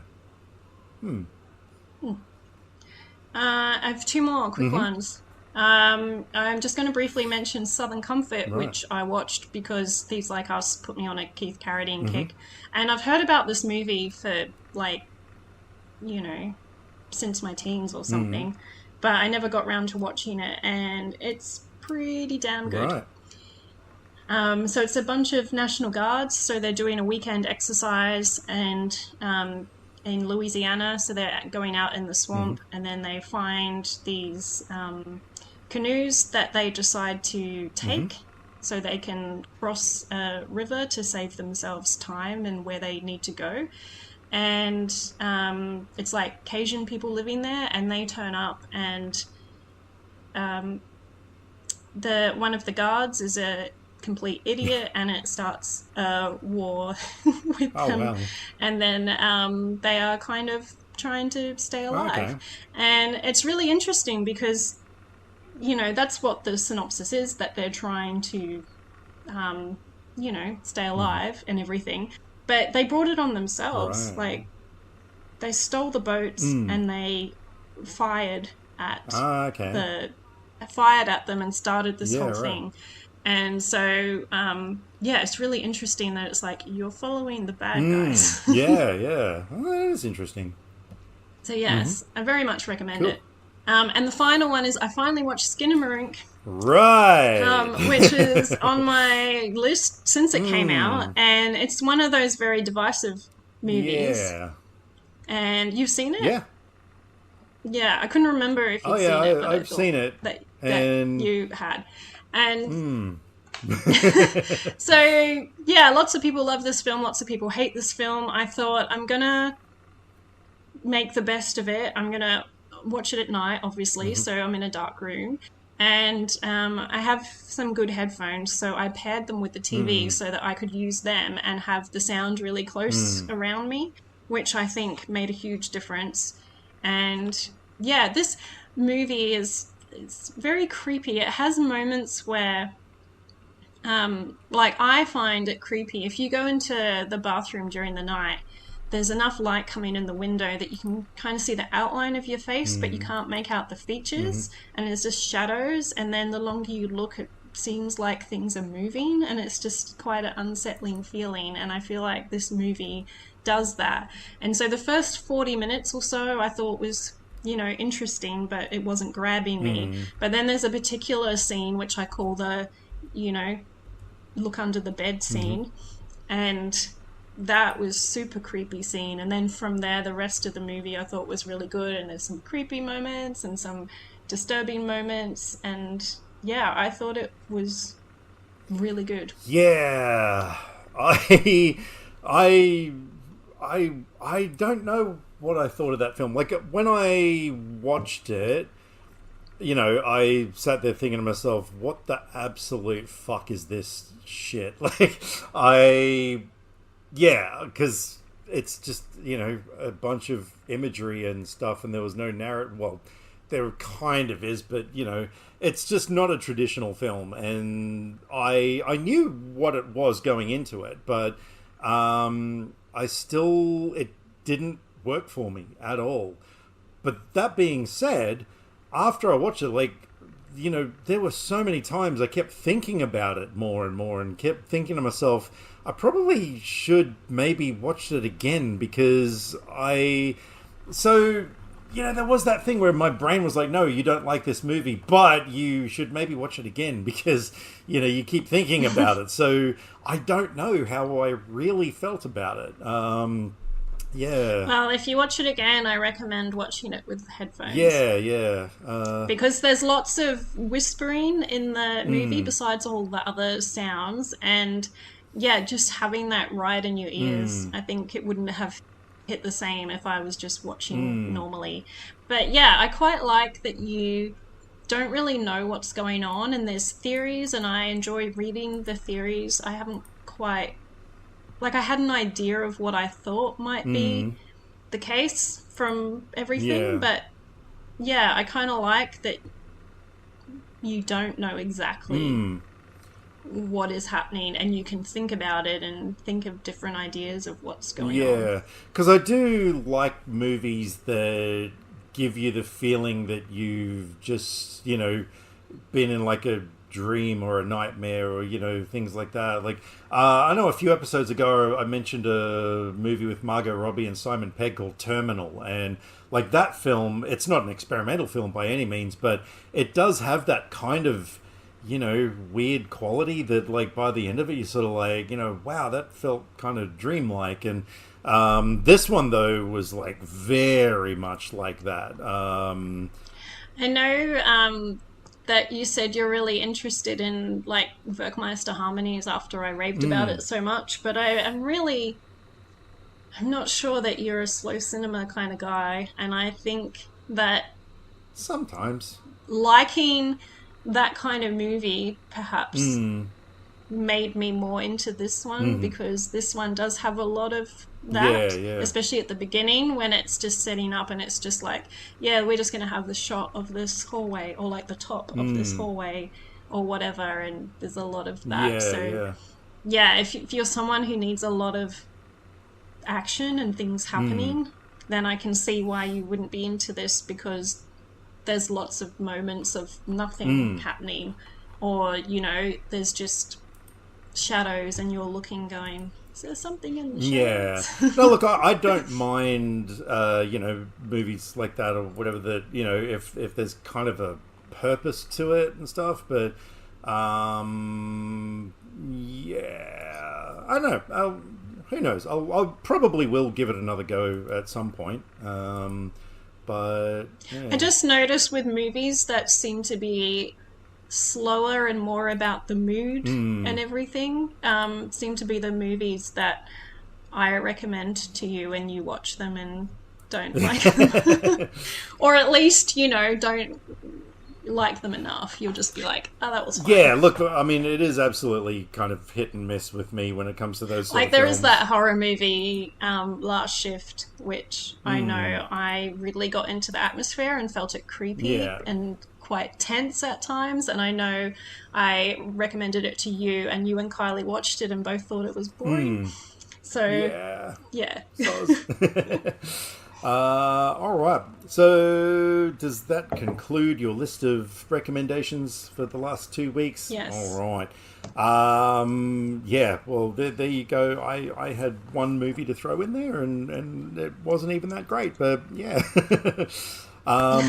Cool. Well, I don't know about you, but I think it is about time that we got stuck into our main feature films, and someone needs to call an ambulance. So, this was an interesting film, wasn't it? So, for those who aren't familiar with this film, it is directed by Michael Bay, who has, you know, quite a hit and miss film catalog. Like, for every, you know, whatever god awful Transformers sequel we'll pick out of the blue, there is The Rock, and for every, you know, other bad film there's a good film. I don't know, I'm just saying a bunch of things. Oh. What? Did he direct The Rock? He did direct The Rock, yeah. Which is interesting because we will talk about that soon. Yeah, because of the joke. Yeah, exactly. I didn't.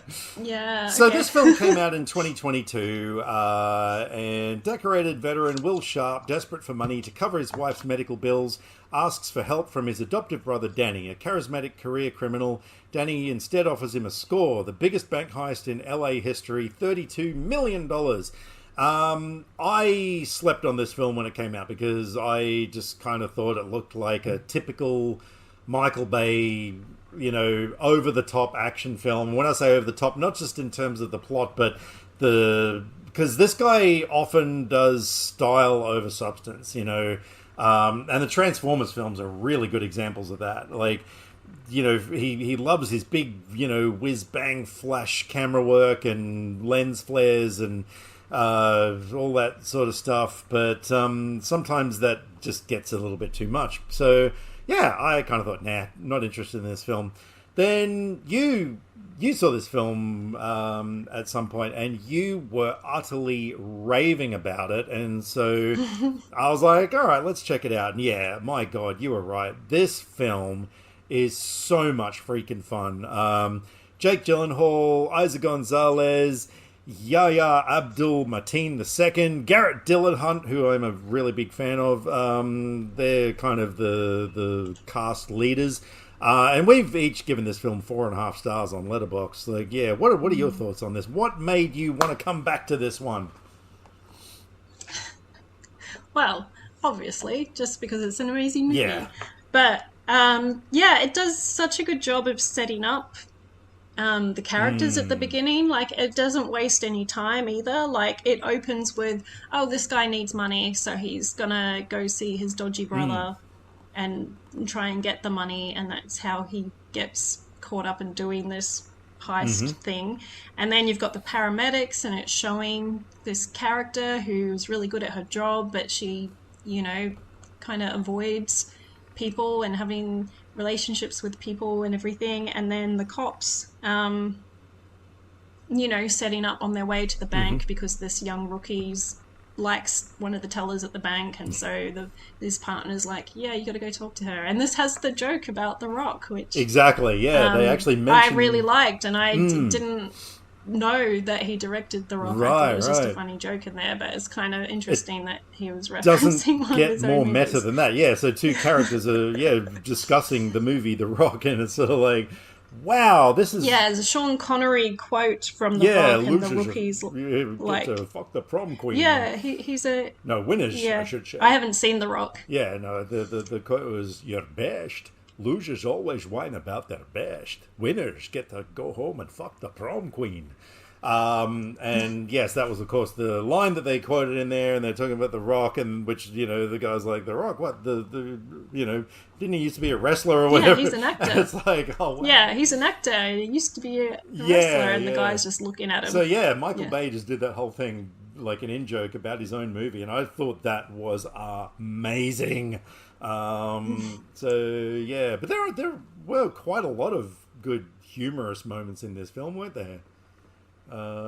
Yeah, I find it interesting that later on that someone calls a character Doogie Howser, and he's like, "I don't know who that is, Boomer," and I'm like, Doogie Howser's not a Boomer. Yeah, exactly. But no, there was... It's just funny. That's how you feel old, is when you realise that there's all these people that don't know things that are just such everyday things. Yeah, exactly. Like, people don't know who Doogie Howser is now. Come on. That's anytime weird. I see Neil Patrick Harris in something, I'm just like, it's Doogie. Yeah. So, but...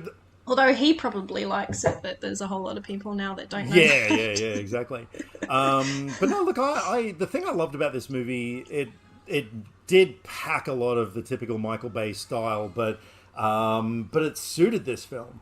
And I love the fact that he just, decided, you know what, drones are a thing that I need to use this time around. And some of the drone cinematography in this is just mind-blowing. I will admit, though, on the second time watching it, I thought maybe the drone stuff was a little overused.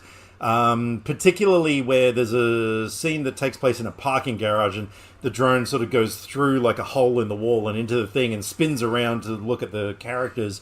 And I noticed it did the same movement a bit later on, and it's sort of like, okay, we sort of saw that shot before. Like, so it might have been overused. But look, there is a shot where there's a car chase with police cars, chasing the ambulance, and a police car goes over a makeshift sort of a jump, and the drone flies underneath it as the car's going over. And the coordination that would have taken for that to happen, is just hard to comprehend. But there's a lot of really cool drone shots in this, and a lot of cool sort of weird camera angles and lens flares and all the stuff that you're used to with Michael Bay films. But it works. I thought it absolutely works in this, because and of course you're a big fan of Jake Gyllenhaal's character in this, aren't you? Oh yeah, I love it when he gets to go crazy. Yeah, because there's just so many moments of him just exploding at people, and it's just really fun. Yeah. And he says in the movie, if some guy's like, "Are you okay?" and he's like, "It's just stress." And I'm like, yeah. And I always love the bit where he's like, "This is casual." Yeah. And he's so annoyed that his top's being ruined. Yeah. Which, I mean, I guess just hearing that, people are like, so. But you've got to see the movie. But no, he played a really great bad guy. I like that he wasn't like a total murderous psychopath kind of he wasn't like all the way evil. No, he just has a temper. Yeah, so you still kind of, there's enough room to like the character, even though, he's a shit person. But I did, I love the fact that Will, you really, there's so many ethics that come into it, because you're sort of like, I get why this guy is doing what he's doing, and it's not like he's killing anybody or whatever, but at the same time, he is sort of one of the antagonists of the film. So that was a really interesting dynamic. I thought Isa Gonzalez was really good in her role as Cam, the paramedic. Could have realistically been played by anyone, but she did fine. Wow, that's harsh. Well, let's face it. You could say that about almost every role in every movie. I don't know, no, because Jake Gyllenhaal, what he brought to that role, made that so uniquely his. I said nearly every, but obviously there's exceptions to that. But there's so many roles in so many movies that yes, anyone could play them, and it's just who got them right. Yeah. But no, she was fine. She is fine. I love Garrett Dillahunt as what was his name? Captain Munro. Oh yeah, he besides the main cast, he was the total standout. I've liked this guy since I saw him in, I think it was a remake of was it Last House on the Left? I'm pretty sure he was in the remake of The Last House on the Left, and I really liked him in that, and I've just liked him in everything I've seen him in since then. So yeah, I thought he was really cool. I love the whole joke about him and his dog, and that's what I mean. This movie had some really great humor in it. So yeah, it's just a really great all-round entertaining film. For a movie that goes for what is it, 2.25 hours? The time really flew by. There's not really downtime in this movie. Hell it's no. just kind of action all the time. Yeah. I was really surprised by that film, and I was. It's the kind of movie that you're like, heist goes wrong, they have to steal an ambulance, and they're on the run, and the police are chasing them, and it's how can this last the length of a movie? Oh, look, it is really far-fetched. They did a pretty good job at. Yeah, I know, but at the same time, even though it's not realistic, you're still.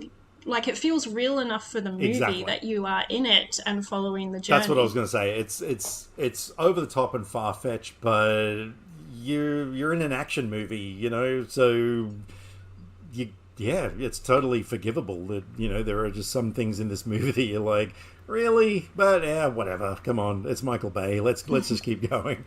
So no, I've got to end up owning this movie on Blu-ray at some point.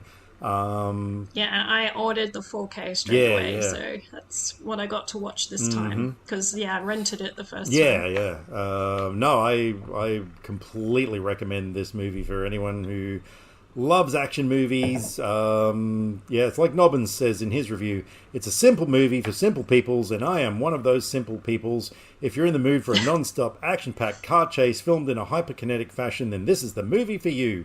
Couldn't have said it better myself. Yeah. And I, have things to say about the ending for later, but I was quite pleased with how it all resolved in the end. Yeah, absolutely. All right, is that all the non-spoiler stuff we've got for this one? I think so. Yeah. Which movie did you want to talk about next? Either one. All right. Don't make me make decisions. Let's go with the card counter. Shall we? All cool, right. because I did manage to get around to watching this one. I did rent it. I paid good money to watch this movie. Wow. Yeah, that's right. So yes, tell us about the card counter, because this is the one that, of course, you set me up to choose. That sounds harsh. I didn't mean set me up. You gave me options for movies, and this is the one I chose. So, yeah. So tell us about the card counter. So this is a movie about a guy, William Tell, who gets out of prison, and he just likes to play cards. So he travels around casinos, just staying under the radar, winning money from counting cards, but not extravagant amounts that will get him noticed. And then one day he meets a guy called Kirk, who is angry and has a plan for revenge from a guy that they have shared history indirectly with in the past. And so William is wanting some redemption, so he tries to help the guy, and things go from there. And there's also a character, Lalinda, who runs a stable, which is interesting, which is she gets investors to back poker players and tournaments. And so he, talks to her about getting backed to enter a poker tournament so he can win some money to help out Kirk. And so you're, just following them along for some time. And I really loved this film. You gave it 4.5 stars. Yeah. It was a surprise for me, and I thought Oscar Isaac was absolutely great in this, which he's not someone that I've especially noticed in movies previous to this one. But I thought he really did a good job in this. Right. It's a very interesting character for him to play. Yeah. When I saw that you'd given it 4.5 stars and everything, I was like, oh, okay. And I mean, obviously, that being utterly obsessed with poker, I was sort of thinking to myself, I'm intrigued about this film. I've actually just bumped my rating up by 0.5 star because initially I had it settled on 2.5. I was really on the fence about this film, but it's sort of grown on me a little bit more over the last couple of days since watching it. Mainly because I do think the overall premise is quite interesting, and that third act was really, really good. I just thought initially it just took too long for me to get there. The movie sort of opened and there's a lot of talking and stuff, and we don't really get to the main plot of the film, until kind of a fair way in. Well, it's doing the thing of you are kind of just seeing how this guy lives his life, and then you're slowly getting some flashbacks and bits of information to explain why he was in prison and what happened. To put him there and everything, and why he is how he is now. I feel like it's a very internal movie. You are just following this guy and how he's acting, and you're trying to figure him out and everything. So I didn't notice. I don't look at the movie in the same way that you do, so I didn't feel it's a long build up for before things start happening, because I was just really, I guess, captivated with how he was living his life and doing weird things like covering all the furniture in his hotel room. Yeah. What's your take on that? I don't get the impression that he was a germaphobe or anything, and I don't know if he was trying to. No, I feel like maybe it was I felt like it was just a mental thing for calmness to just cover everything so it's all bland. Because he took the pictures off the walls as well. So that's the only thing I could think of why he was doing that. Yeah, it was interesting, but it just wasn't interesting enough for me. I was kind of like, okay, here's this guy, here's what he does. Give me a reason to care about him, you know what I mean? And it wasn't really doing that for me. And then...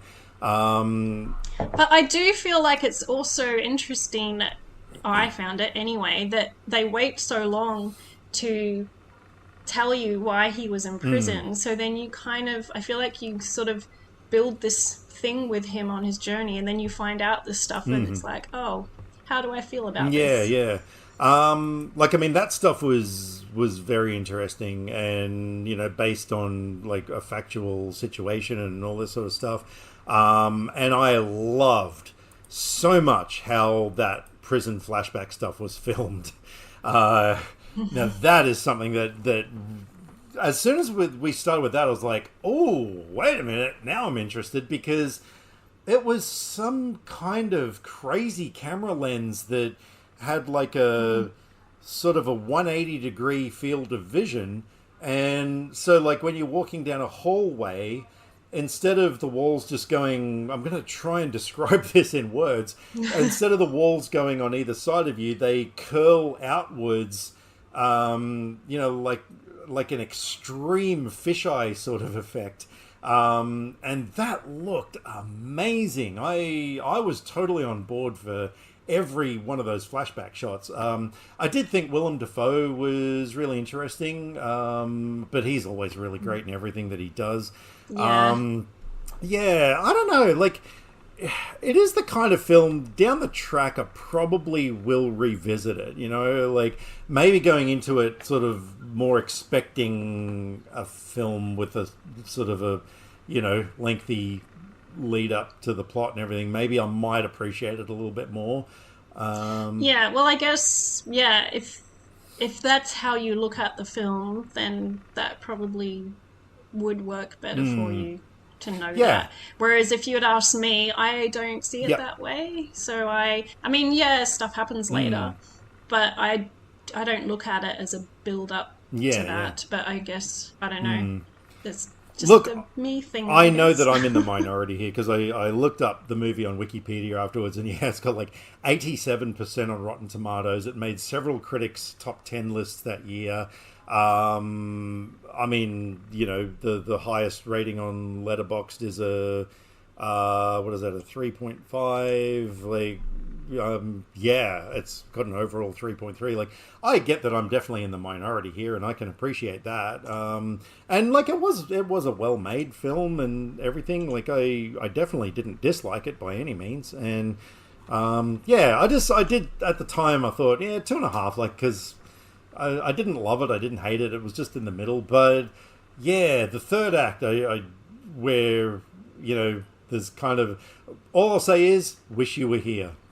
From there, I was kind of like, oh, okay, this is interesting now. And yeah, things definitely got interesting there, which we will discuss in the spoiler section. But yeah, I'm glad I found this, because this film just completely passed me by when it came out. I didn't even know about it, but the latest Paul Schrader film was The Gardener. right. And everyone sort of... Oh, well, no, there was also... I did see First Reformed. Have you seen that? With Ethan Hawke. I really loved that film. And then his new one was Master Gardener, and I wanted to see that, but then I heard people saying it was, you know, unofficially kind of like a... what is it, like a man writing trilogy or something? Okay. And because, you know, the character, how he's writing in the notebook and narrating stuff, and all these movies kind of have that feeling. And so The Card Counter was the second one. So I was like, oh, I should watch that before I watch Master Gardener. So then I've, you know, watched the trilogy. Right. And so, yeah, it was a complete, like, out of nowhere surprise hit for me. I think also for me, the poker scenes didn't have the kind of tension that I was hoping for. Like, yeah, it wasn't really about the no, poker I playing. get It was- that. Yeah, so they didn't have that focus on the game itself. Things like Rounders It and was more Casino just- Royale, you know, I mean, those were poker games for movies, but yeah, this one, yeah, anyway. Yeah, it was just kind of a means to an end for him, so they didn't really focus on But it. yeah, look, I would absolutely recommend it to people, despite my opinion. This is the thing, like, I'll never, you know, watch a movie like this and think, oh, no, it's shit. Because, no, it was a good movie. It just wasn't really my kind of good movie. So, yeah, but like I said, I definitely didn't dislike it. So, yeah, there you go. All right, well, then we come to a movie that I have been wanting you to see for quite some time now, because this is such an 80s classic. And that is 1984's The Last Starfighter, where video game expert Alex Rogan finds himself transported to another planet after conquering the video game The Last Starfighter. Actually, that's not true in the blurb, because the game was just called Starfighter. Haha. Only to find out it was just a test. He was recruited to join the team of best starfighters to defend their world from the attack. So this movie came out when I was 11 years old, and as you can imagine, oh shit, this was freaking everything for me. And I do get that it is a nostalgia film for me. Yeah, because it's there's so many flaws in this film that I don't want to recognize, but I've got to be realistic. I mean, at its core, like, I think this is a movie that I think would actually really benefit from a remake. And I don't say that about too many films, but especially the computer graphics in this film, which were, they're bad. I mean, for the time, they were amazing, but because I remember when this movie came out, like, I mean, oh my God, we were like, oh my God, this stuff looks so cool. Now you look at it and it's just like, are you fucking serious? This is the best they could come up with? Because nothing looks realistic in any sort of way. But yeah, so this was your first time watching. So what were your thoughts on it? Being that you are not an 11-year-old kid. Yeah, I definitely think this one works best if you have the nostalgia for it, and it's one that doesn't work so well if you don't. Because there's not a lot to it, really. So yeah, I mean, it was fun. It's very breezy, just, you know. Yeah.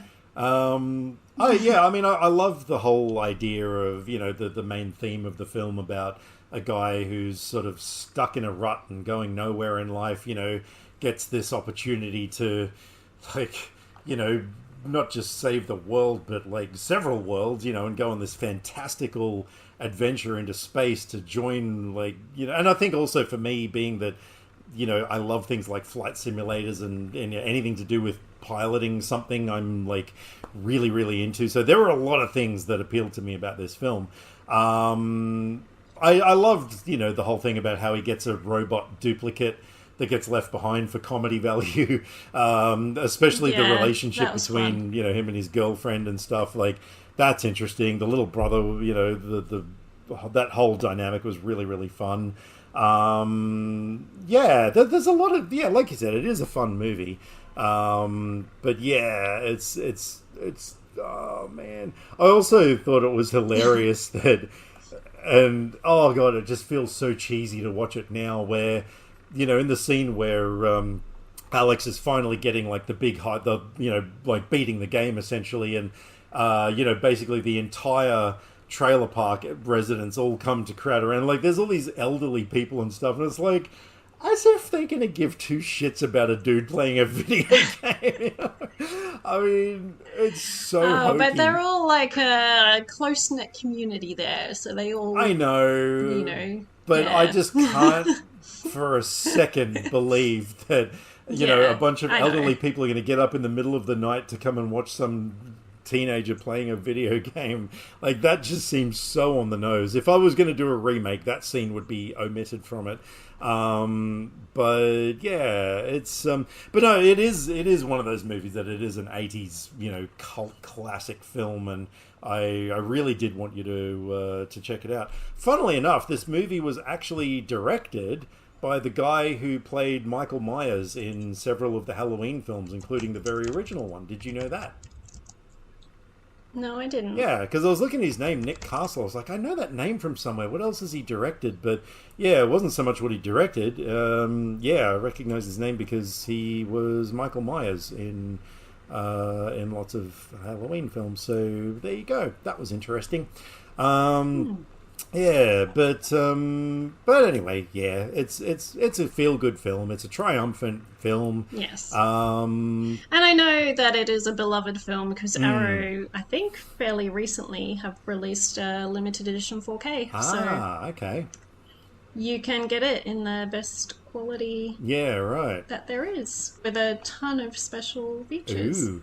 Actually, you know what? Even if they didn't remake the film, but just replaced the scenes of the bad computer graphics in space and stuff, like, you know, I would even settle for that. Like, that, you know, I mean, George Lucas did it with Star Wars. You know, he went back and changed a lot of the shots to make the Death Star battle look a lot more spectacular. I reckon they should do that with this film, because those graphics are really bad.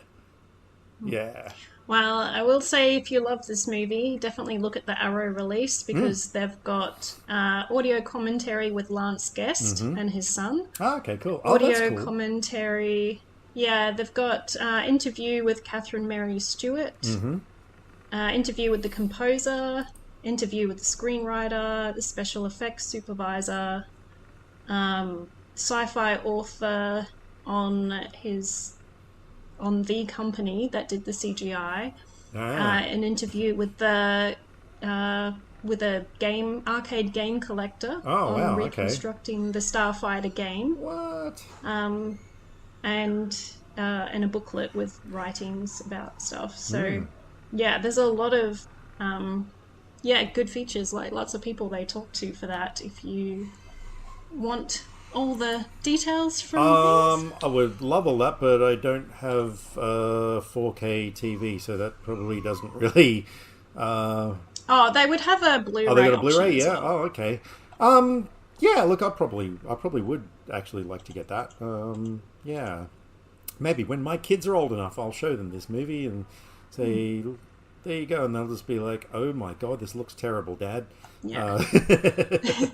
And I'll be like, you can get the right. £18 for the Blu-ray. So that's what, like $36 or something? Right. Yeah, look, one day. Yeah. Well, anyway, I'm glad you enjoyed it. So, yeah. Actually, I've just noticed that we now that I've changed my rating for the card counter, we each gave each other's movie the same rating. So, yeah. Cool. All right, so this is the part where we announce the movie that we're going to be talking about next time, and I have taken the liberty of choosing a film for us that I don't think you're going to argue with. So on our next episode, for our main film, we are going to be discussing a little movie called The Lost Boys. If you don't mind. Do you have any objections to that? No? So prepare for another episode. Yeah, no, it's been a good minute since I've seen that film, so yeah, no, I'm really keen for a rewatch. Yeah, it's been 17 days since I've seen it. Well, there you go. You probably don't even need to rewatch this one, so that's like one less homework movie for you. Yeah, but no, I would absolutely love to talk about that one, and yep, I'm gonna go to Aldi and buy a cheap saxophone and take my shirt off, get oiled up, wear lots of chains for this one. Yeah, if you know, you know. So yeah. All right, what have you got in terms of 3 movies for me to choose from? Okay, would you like a movie about a guy who dies and the the will is being read to his relatives when they gather in the mansion, and then it's declared during the time that someone will be dead by midnight, and everyone has to try and not die? Sounds interesting. It almost sounds like Ready or Not, but okay. I know it's not that. Yeah. Or a movie about a musician who is having their comeback performance, which they're worried about because of stage fright, and then as they're about to start, they find a note from someone and things spiral into tenseness from there. Or a comedy about a high school defense club who decide they're going to use the club as a cover so they can attempt to lose their virginity, and hijinks Of course ensue. they do. Let's go with the first one. You got me very intrigued about whatever that one is. So we're reading the will. This one is The Cat and the Canary, the 1939 version. Oh, wow. Okay, cool. That is something rather different for what we normally do. Let me just write that down. The Cat and the Canary 39. Wow, well, Nobbins is going to love that one. All right. This movie introduced me to Bob Hope, and I absolutely loved him in it. Cool. So, yes, I haven't revisited this since I watched it the first time because Imprint put it out. And, yeah, I look forward to watching it again. Actually, Nobbins is going to be sad you picked that and not the third one, because he will know what the Oh, third one okay. is. Alrighty. Well, I've actually gone to our back to our former thing of doing things, and I've got some letterboxd reviews that I want to, mainly because I read one. I looked up one of the movies that I want you to watch, and I saw the first review. I was like, oh my god, I need to read that one. So I went ahead and picked. Anyway, the first movie, it's like Whiplash, but for office errands. The second movie, a very simple review, the best stupid vibes ever. And the third one, I want to get into an epic robo fight with a robot street performer now. Well, coming from you, the second one scares me, so I'm going to do the first one. Brilliant. Because this was actually a movie that I thought about last night, and I thought, oh my god, I have got to make you watch this movie somehow. You're going to be watching 1994's Swimming with Sharks, that has Kevin Spacey, Frank Whaley in it. It's essentially about this young guy who goes to work for a film producer played by Spacey, who... think J.K. Simmons from Whiplash. Like, that review was so accurate. This guy is the biggest freaking a-hole you could ever imagine. And so Frank Whaley's character, Guy, kind of gets pushed to a point where he's had enough and does something to him. So, well, actually, it's in the letterbox synopsis. So yeah, he kidnaps him and tortures him and stuff. And yeah, it's got a really great ending and stuff. It's oh my god, this movie is incredible. I had it on VHS tape and then upgraded it to DVD at some point. But yeah, no, it's an absolute essential film. So yeah, you're gonna watch that one. All right. Well, it's a weird mix of movies we have I know. next time. So this is the point where, of course, anyone who does not want spoilers in our sealed section, we're going to love you and leave you. So stick around in 2 weeks for The Lost Boys, The Cat and the Canary, and Swimming with Sharks, and also the second installment of our movie trivia thing where Frankie desperately tries to claw her way back up the scoreboard because, by golly, she wants that Blu-ray. So yes, thank you everybody for listening, and yeah, hope you stay safe, watch lots of movies. Bye for now. For everyone else, let's go into Spoilersville.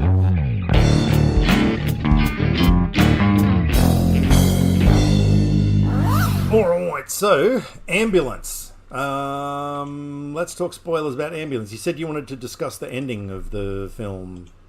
Oh yeah, well, nothing in particular, but I just enjoyed how it ended because I like happy endings. So Yeah. I like that Will didn't die. Yeah.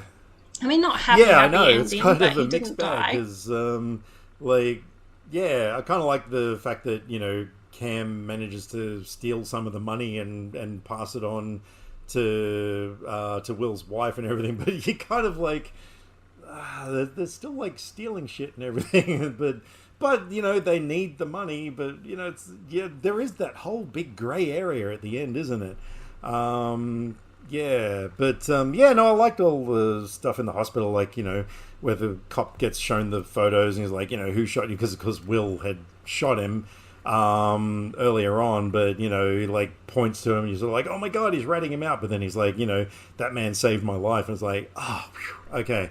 Yeah, no, I thought, yeah, the ending was definitely good, And I choose to believe that Captain Munro survived his life-threatening of course he injuries. did. Yeah, Because he has to, because he is awesome. And he has a dog, so anytime someone owes a pet, it's like, how many treats do I owe you? Owns a pet in a movie. I mean, he was wearing a bulletproof Exactly. vest, so he surely can't have been too... He's critically fine. Don't even injured. worry about him. Just a couple of Band-Aids and a Panadol. He'll be fine. Yeah. So yeah, that's basically all I had about the ending as well. Yeah, it's... Oh, and I did think... I know this might not be a thing for some people. But I thought it was pretty cool that they intercut the memory of them playing, you know, like cowboys. Oh, and yeah. Shootout thing when they were kids, and it's like, you know, and Will was the sheriff and shot him, and it's like, and that's how it went down. That was actually in real life. really, really clever writing, wasn't it? Yeah, no, I did think that was kind of brilliant, actually. Yeah, and it just sort of gave the movie some heart as well. So, yeah, no, that was good. The card counter. So, yeah, I was kind of, like I said, you know, I was like doing okay with the movie, but then, so of course you get this scene where William says to Cirque, I'm sorry, I just cannot get over. So, okay, it's Kirk, but spelt with a C. With a C. I call him Cirque, okay, in my brain words. Yeah, so Cirque wants revenge against this guy, and so Will's been kind of on the side, like gathering money because he's done research into Cirque's life, and he's like, okay, so you got this amount of student debt, you got this amount of credit card debt, your mum owes this much, whatever. That scene, did that scene throw you? Like when he's just like, come on, I want to show you something, and then he like changes into that mood once they get in the hotel room. And then, you know, because all this time he wants Cirque to reunite with his mother, and so he's like, look, I'll give you this 150 grand if you just go and see your mum and forget about this whole revenge thing. And I thought, and then, you know, Cirque's like, yeah, okay, cool, like I'll do it. And I'm like, oh wow, okay, like that's pretty cool. And then, so of course, during this epic poker game in the World Series of Poker against Mr. USA, which, can I just say, my God, did you think of JM in those moments? Like, that guy was JM, like, honestly. Which, to everyone listening, is not going to have a clue what we're talking about. But anyway, yeah, if you know our friend JM, you will understand that he is the USA guy. And then, yeah, so he gets this message from Cirque, and it says, wish you were here. But it's got a picture of Gordo's house, the guy that he's going to kill. And it's like, oh. And so from that moment, I was like, okay, now the movie's got me, which is like, however, you know, an hour and something into it. But, and so, yeah, William like abandons the poker. I love how he sort of casually says, I'll be back in a minute. And then he goes off and it's like, okay. And he's doing all these things. And it's like, yeah, he's not coming back to the game, is he? So yeah, he goes to Gordo's house and everything. And like, you know, there's that whole interaction with them and stuff. But, then he sees on the news, of course, that, Cirque was killed, you know, like did a home invasion or whatever and was killed, and it's sort of like, holy shit, wow, like now this movie's getting really freaking heavy, you know. And yeah, and then the fact that, like, you know, he like kills Gordo but like calls in the homicide, and I sort of thought, where's he going with this? But then he gets arrested again, goes back to prison and stuff, and yeah, and then has that weird moment with I keep going to call her LaFonda because of Napoleon Dynamite, Lalinda, where they press their fingers together on each side of the glass, and it stays there for like what seems like half an hour. And I know it's meant to be, you know, like it's cinema, so it's a visual thing, and it's meant to be like a metaphor or whatever. But of course, I'm sitting there thinking, like, my brain camera went right back, and I'm like seeing the two of them actually standing there with their fingers like that, just looking at each other for a good at least 5 minutes, you know, while the credits are rolling up. And I'm thinking to myself, man, this is really awkward. Like, are they really doing that? But yeah, okay. So yeah, no, I really dug the ending. Well, the whole third act, like, yeah, that it elevated the movie for me in a really big way. And you have nothing to say about it. Well, yeah, well, you just said everything. So, and I did really like when he went on that date where he kind of got together with her, and they went to that garden that was all lit up with lights. That was spectacular, wasn't it? Yeah, that was one of the moments I was sort of like, wow, like no matter what I think about this movie, that looks incredible. So, yeah. Did you have anything else? So yeah, I was happy that you know, that it ended like that, where she was still coming to visit him. Yeah. Even though all they did was press their fingers together for 10 minutes, but yeah, still, I know. Last Starfighter. I don't know. Like, it's kind of, where it's going to end. I thought it was kind of cool that Maggie, his girlfriend, like wound up going into space with him though. Like that was kind of neat. Yeah. But what's she gonna do? Yeah, I know. Like they could have at least made a sequel so we could find out. Like I reckon he would have trained her up and she would have become an even better starfighter. That's what I reckon. Yeah, or something. Maybe they could have been like co-pilots together or something. I don't know. Yeah. No, look, if you like. Yeah, if you know anything about 80s movies, you know where this movie's going to end up. So, yeah, cool. All right, is that all we got? All right, cool. I think so. Well, in that case, we're out of here. So, yes, thank you everyone for sticking around and listening. Be back next time. Lost Boys, cats, canaries, sharks, a lot of animal movies. Oh, there you go. Yeah, and we will be looking forward to seeing you then. Stay safe, watch lots of movies. Bye for now.